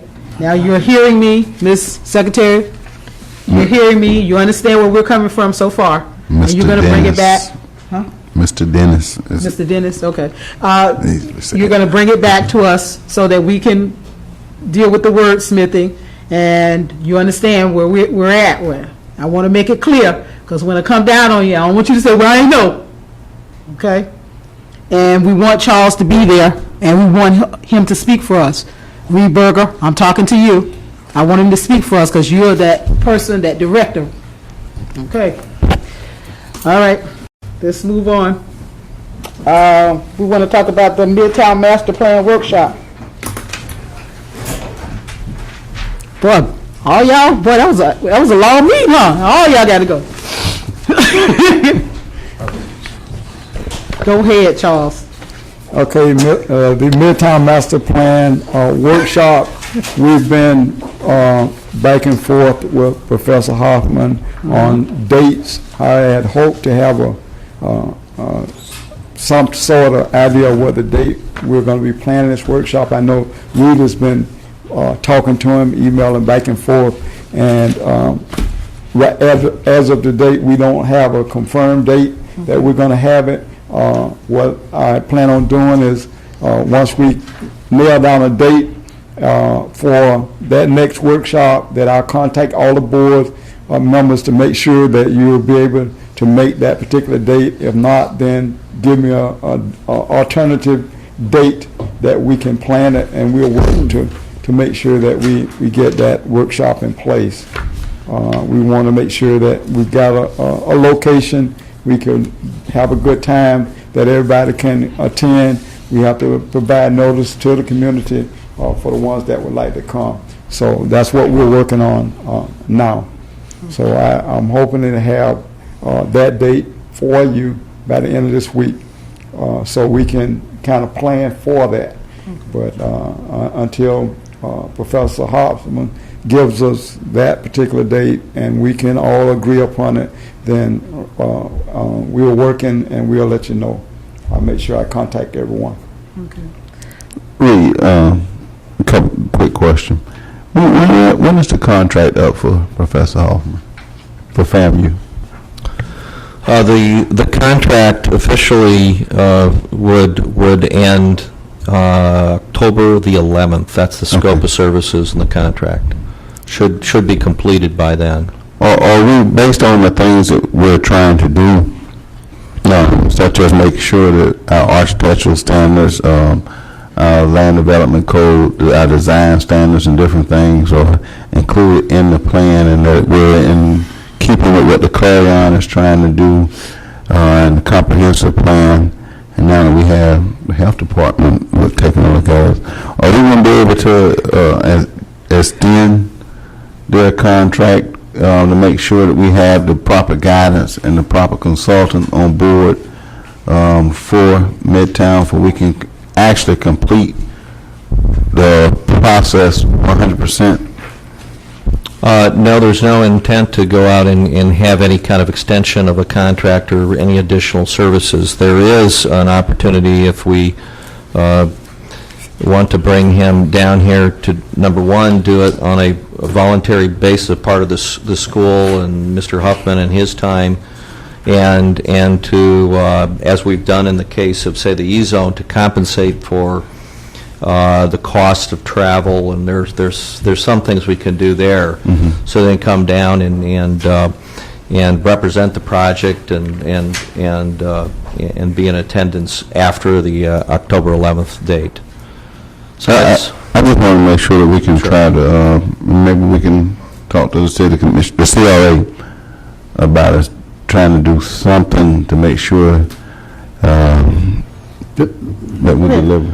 That's a really complicated question you just asked. I know. Really complicated. But he said he knew about it when we were in the last, Yeah. And I've the asked him to come back with workshop. his written letters and different things. We don't asked have- about those scopes. Yeah, So, and we don't have any capital projects that we have on board right now. So I'm trying to figure out, why is there a problem with extending the contract or making a new contract with those provisions about the architectural and the design and that kind of thing? Why is that a problem? I can see if we had, capital projects that we're spending that money on, but I know, and this board knows, that if this money doesn't get spent on things that we need in our community, you're going to take it and you're going to put it somewhere else. Now, you can tell me no all day long, but I know of the city, and I know what you do. So my thing is, why can't we have Professor Hoffman to come back, complete what we're doing now, so that we have a complete finished product? Because evidently, we don't have a complete finished product at this time, because we keep getting roadblocks. And if we get him back and the young people back, maybe we could get a complete product, so that when we do bring it to planning board, when we do bring it forward, it's going to go forward, and we're not going to have all these little stumbling blocks, these little things that are going on. People keep saying, well, you all keep worried about the little things, but the little things build on the big things. If I got all these little things, I got to put them somewhere. So I really want Professor Hoffman, and I want the contract back for another year. I think we can do that, and I think it would be beneficial for this board and for this plan. We can deal with the health department, they can come in. We can deal with the housing authority, they can come in. All these components can come in and make us a better plan. And I'm all for a better plan. I don't want us to be just doing this just to have sandwiches. I want us to be doing this because I want it to go somewhere in my lifetime, preferably. Okay, Reed. Well, take care of yourself. Shut up. I'll review the ways that that Mr. Huffman could participate in the future. I think that there was some information put together. I did see that with some ideas that he had, and I would be happy to discuss that with him in a procedure that will work. I think what I'm hearing you say, and we're having this discussion for the first time, by the way, that we'll look at ways that we can have him involved, okay? Then, and in terms of the expenditures and where the money's going to get budgeted over the next year, we need to look at that too, because we're running into some major revenue cuts in this coming year. So, Is there going to be enough cuts for the Midtown Board? We're already cut to the bone as we are. Yes. We already know that. But we do have enough money for Professor Hoffman. See, I don't want you to be looking into it and trying to do it on the cheap. I want it to be something that Professor Hoffman, and we have some control like we have now. We seem to have some control over what's going on. And if he can come down whenever he wants, and he can do this, and he can do. No, I want a contract. I want it like it is now with special things in for the architectural and the design, because those are his specialties. He can do that. Ken tells me that it's, no, I'm not asking you, don't, calm down, baby, calm down. Ken says that it's a big project to do the architectural standards, and he's not willing to do that. He's willing to help, as all of us are willing to help. But Professor Hoffman, this is what he does. So why can't we have that? Why can't we complete this process? I'll look at this, and I will consult with the others here on staff, and we'll come up with a strategy for how we proceed and how we can come to you next month.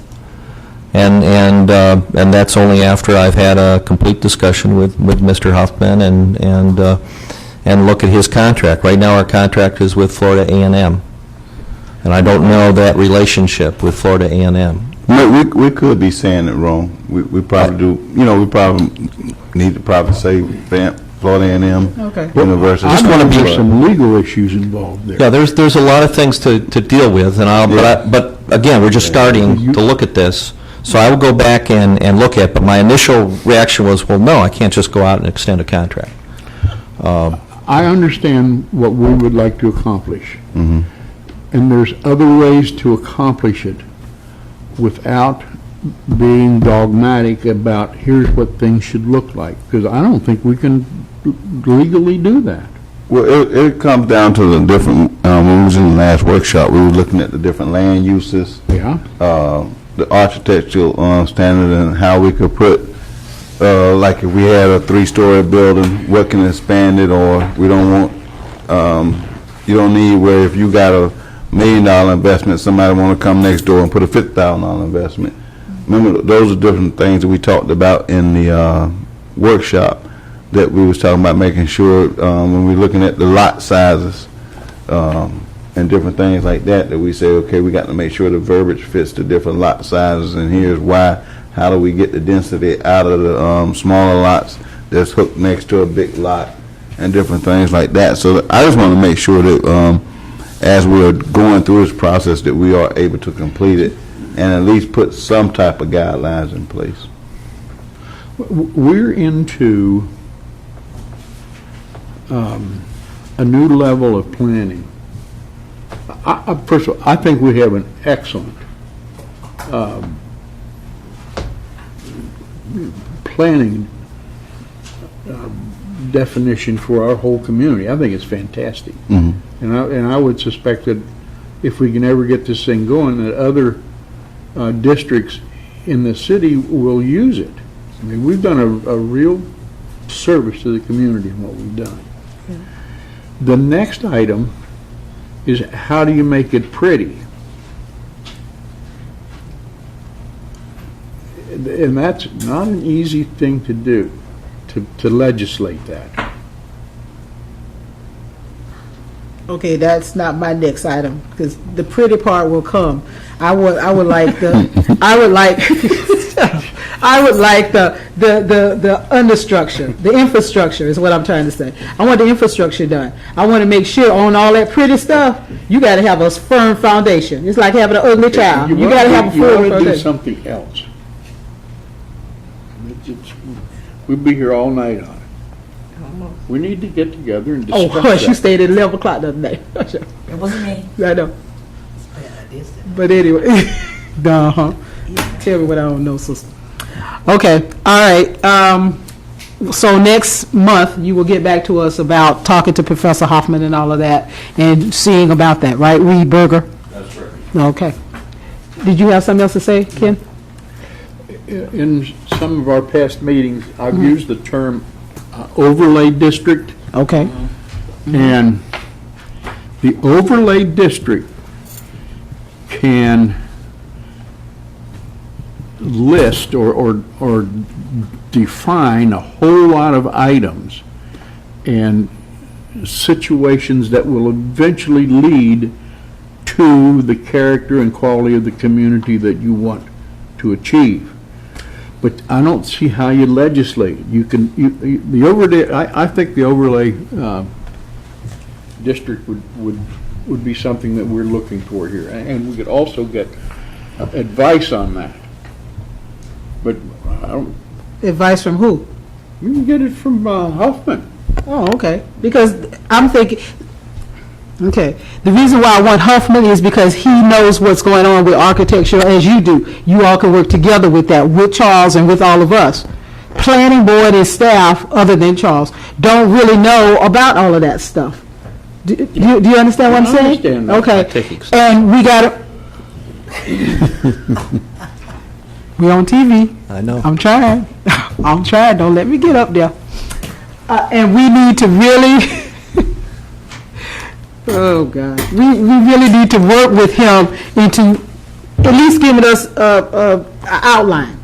And then maybe we can fill it in. But just give us an outline, and he needs to know more about what's going on in the community. You know, he needs to go around and look around. Also, Charles and I were talking about maybe we can get planning board and staff, well, all of us can't go, but Charles can go, on a bus, and y'all go through the Midtown area. I don't know if that seems, you know, so y'all will know what you're talking about. It's not us, it's planning board. Planning board can go, and Charles can go. It's not us. All y'all looking at me like I said something. The planning board's subject to the sunshine law as well, so I Okay, mean, so they could go there individually. all of them can't go? Right, yeah, they could go individually. Okay, they can't get on the bus and ride around, okay. Okay, well, that's not happening then. Okay, so we're back to square one. What I was trying to do is trying to get them educated as to what is in Midtown, so when they vote, they'll know what they're talking about instead of just kind of, Maybe we can just suggest to them to take a ride. It's safe to ride through the area. I take rides through other areas and things, Sure. and I see things. yeah. But maybe, So maybe we can just suggest that they take time and ride through. And if they need someone to ride with them, we would suggest, give them a name of a person that we entrust to ride with them. yes, Mr. Charles there, okay? So, I know, I get Charles for everything, but I trust him because he knows what we want. And he knows how we want it done, you know, and I know you say we can't legislate it. Oh, but yes, we can. They legislate everything else, we will legislate this too. Because we're working hard to make something happen that's a positive, you know? And I think we have to do, and I'm wrapping up, sister. And we have to do it. I know, but I'm wrapping up. I'm going. Okay. Are we done with that? Okay. Redevelopment project update. Charles Bryant. Okay. I'm going to give you an update of the World Changes program. Last month, I brought some of that. We did 3 projects in the Midtown redevelopment area. This is just the first picture here as an example of them interacting with the kids in our community. It was a very hot day, and as a matter of fact, they had tickets to one of the sites on the beach side. I forgot. I think it was. I can't think. Splash Park or something? What was it? The Splash Park? Yeah, I think it was, whatever it was, they had to have tickets to go. This gentleman here is he's one of the project managers for the World Changes Program. Oh, okay. Although they did not, this was not a site where these kids lived, he interacted with people in the community. They went out and talked with people. They prayed for people. They interact with people in the community. He went over to this house and talked with these little kids, as you see in the picture. They interacted with him. He gave them tickets to go to this park. They loved it. As you can see, he got in the swimming pool with him, and they poured water on him, and he enjoyed it. Yeah. I mean, I couldn't believe it. I walked over there with him. I didn't know he was going to get in the pool, but it was good to see them interact with the kids. The next one is, as you can see, the homeowner here. This is 140 South Caroline Street. She also interacted with the kids, as most of the residents did. This young lady in the red shirt, she's actually painting the house. They had a team of about 12 kids at each house that were painting. And they ate at the sites, and they had their Bible study and prayer services during the noon hour, and then they went back to work. The next one is before and after picture of 356 Bartlett Road. This was a especially good project for this young lady. She was diagnosed with cancer, and she was going through treatments. And I was glad that we were able to help her and her elderly mother that lives at this address get their house painted. And you can see the difference that it made from what it looked like before and what it looked like after. The last one is 568 Bellevue Avenue. They actually changed the color on this house also. And as you can see, the kids out eating and painting and working.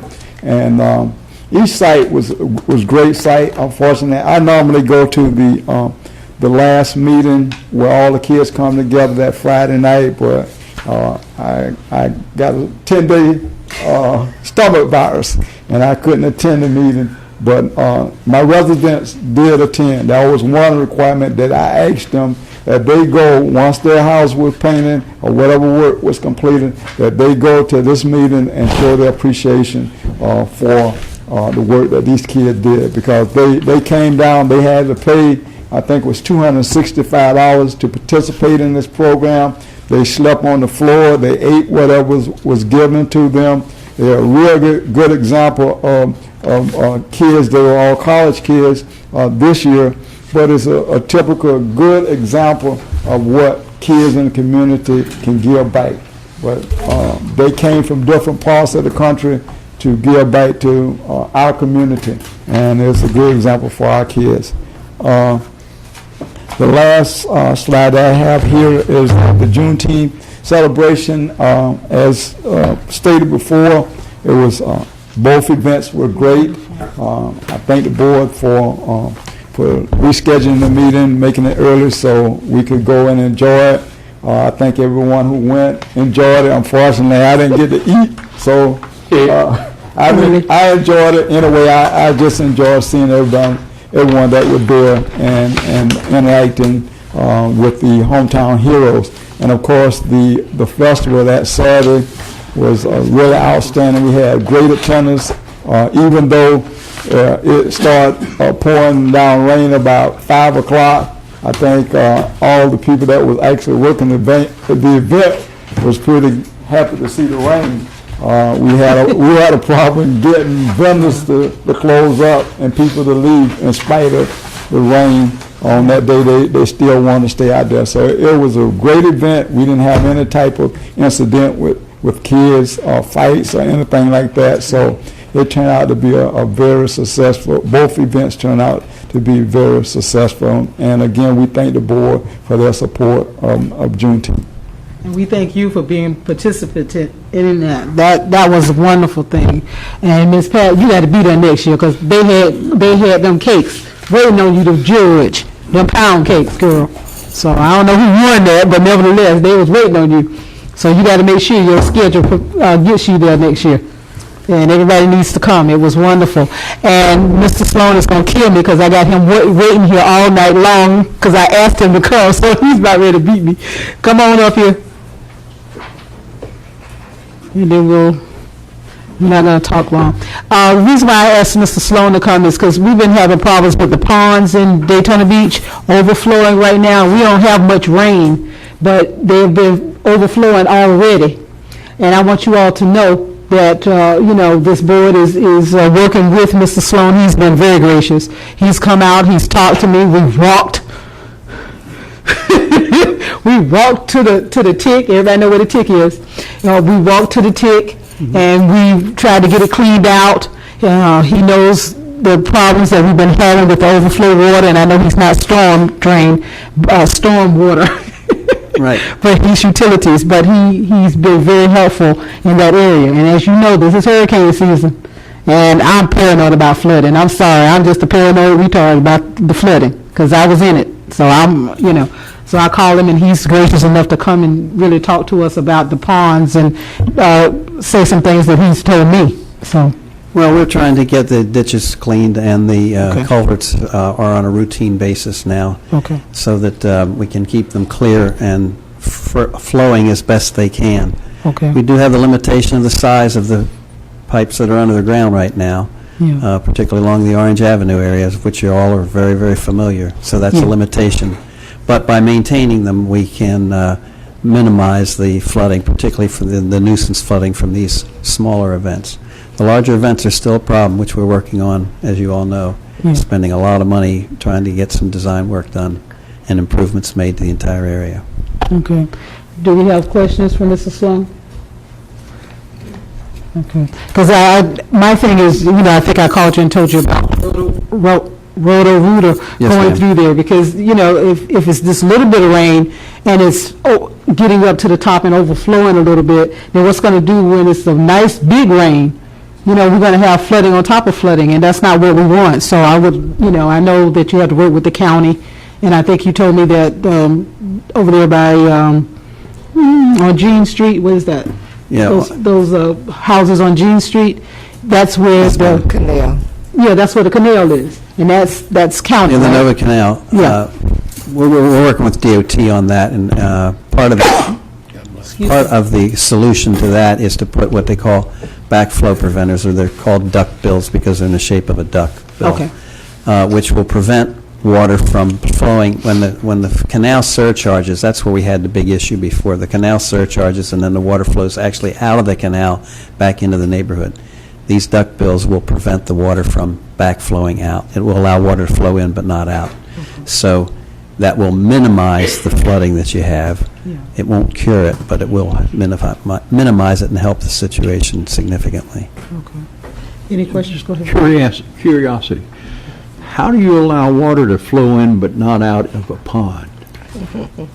If you can vision a pipe, a collapsed pipe, Yeah. it's like this, and it takes very little head to open it up, so the water can flow through it this way, but when the water tries to come back this way, Okay. presses You're down. pressing down. Yes. The water is actually closing it off itself. Exactly. They're very effective. And when are we going to maybe get those? Ms. Ponder, I don't have an answer for you on that one, but I will check on it for you, because I'm not sure what the schedule is that Utilities has on that. Okay. All right. All right. Any more questions for Mr. Sloan? I'll call you up in the next day or two and let you know about that. Okay. And thank you very much for coming. I really do appreciate it. Certainly. And all your attentiveness when I call. So I really thank you. Not at all. Okay. All right. Public comments?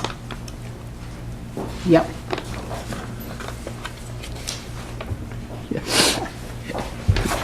What are you laughing about?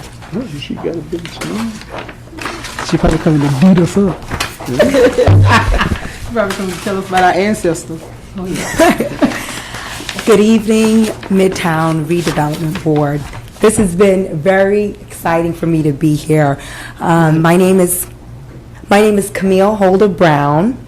I grew up here. And I'm Omar Brown. My wife will talk all night. Go ahead. And I grew up here in Daytona Beach area. I went to T. Small, where Mrs. Hurd was actually my guidance counselor. And then I went on to Campbell Middle School, where Mr. McQuarrie was my principal, and I came back for his funeral.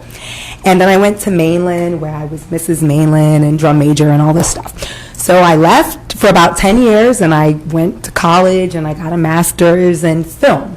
So I've been making films. I made a film about a girl afraid of getting her period, and since 2004, I've used that film to do outreach in the New York, New Jersey area, educating girls about their cycle.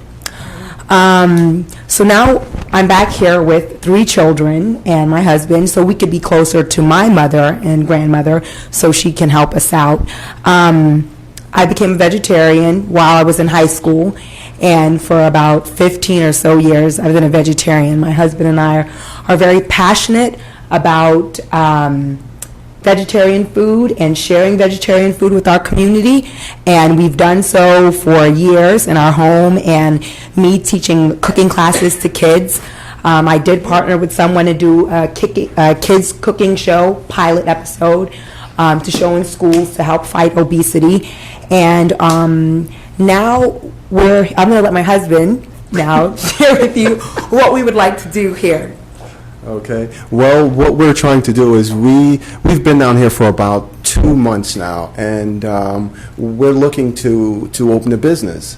So we've been doing some market analysis, and we've been looking on 2nd Avenue, and we're somewhat discouraged because we've been having some difficulty. We actually went and saw Mr. Bryant the other day and asked about any kind of funding for what we were considering a cafe, perhaps a vegetarian restaurant, as well as a place for young children where my wife and I can teach film and do some outreach for the community. We've considered quite a few things. We were discouraged because we could not find any funding. So that brought us to, I'm not sure what it's called, but it's on the Beach side, Beach Street. Maybe that's downtown area. We feel like we want to stay in the community. However, it's very difficult. Maybe we don't have the right connections. But we find that it's become increasingly difficult for us to try to find some kind of funding to help us in those endeavors. We have been down to the Small Business Association, and the lady that we met with was very helpful. In terms of finding like partnerships and such, there's the whole micro loans and that avenue. We're exploring different ways to bring this business to 2nd Avenue. I spoke with a lady named Mrs. Kitty that's in a business called Wimpy's, that she's been there for years, and she told me, I sat down with her and she told me a little bit about 2nd Avenue in its heyday, and about the Ritz Theater that I don't know if you all know was on Pine Street, which is now Green Street. So I've been doing my research, and I can visualize, I can already see the neighborhood coming back. Today I met with the Museum of Arts and Sciences about teaching filmmaking classes there, and I said we have to offer scholarships so I can bring students from Campbell there. So I'm really vested in teaching young people filmmaking, because if we don't have them documenting our stories, nobody is going to know what 2nd Avenue was like. No one's going to know the future and what's here now. I went into the barbershop and they started telling me about the Snake Man, and I was like, wow, this herbalist, who knows about him? So we're really enthusiastic, and we just really would like your support and guidance as we go through this process. Thank you for listening. Anybody have any questions for us? It's wonderful, and we're glad to have you. And Mr. Bryant is your best resource person. Again, Mr. Bryant, as you know, he's in the studio. He knows about these different things in our community and what's going on. And we're happy to have you, and if we can be of any assistance. We don't have any money right now, but as we will give you our prayers and our well wishes. And Mr. Bryant will, assist you in any way he can. And Reed Berger will also assist you.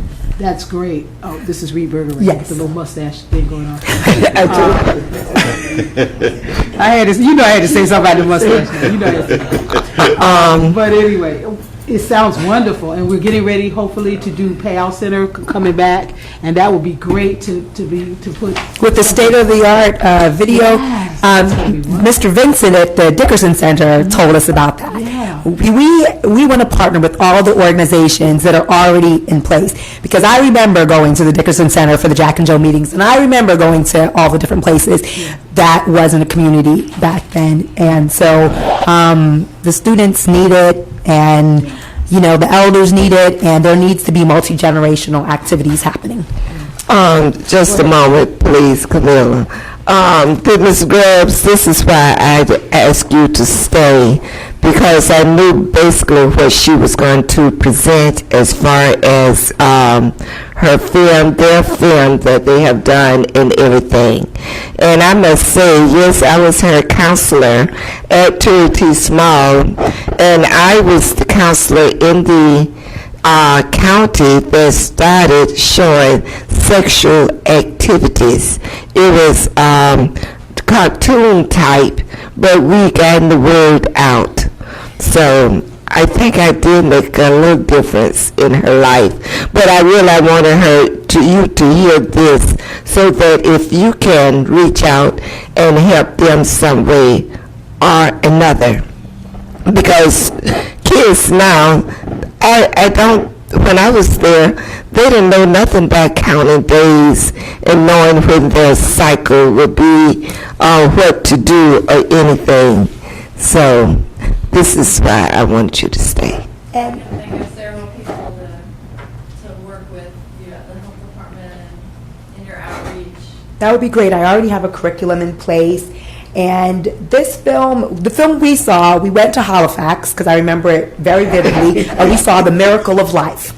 And I pay homage to it in my film, the kids covering their eyes in the beginning of the film because they don't want to see that graphic of a film. So this is a comedy. It's only 20 minutes, and I use it to kind of break the ice, and then we have further discussion. So it speaks to this generation. And utilizing... there's a phone application that I just downloaded, and it's called My Cycle. And you can put in the date of your period, and it tracks the days when your next period will come and when you're ovulating and everything. So we have to speak to them with what they're using and the tools that they have. So it's really important. So look forward. Now, do you have any cards or anything? Yes. Or have you given them all to? I will put a stack of cards on the table. Okay. Thank you. Okay. All right. Thank you. Any more?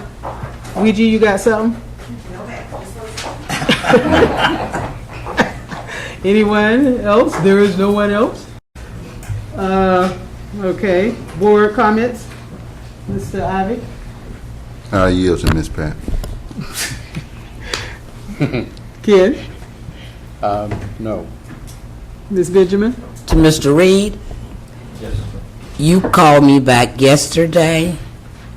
You knew I was coming to the meeting, but you were back from vacation. You didn't get my message? Pardon me? I called you Friday, and when I got your message was given to me Oh, you last just week. got back from vacation? Last week, yes. But I called a long time ago. But I appreciate you returning my call, whenever it was. Okay. I don't remember a date on it. Just remember, Okay. when I say S.H. Benjamin call you, it's got to be important. It was, and as soon as I saw it, I gave you a call. Thank you. Thank you.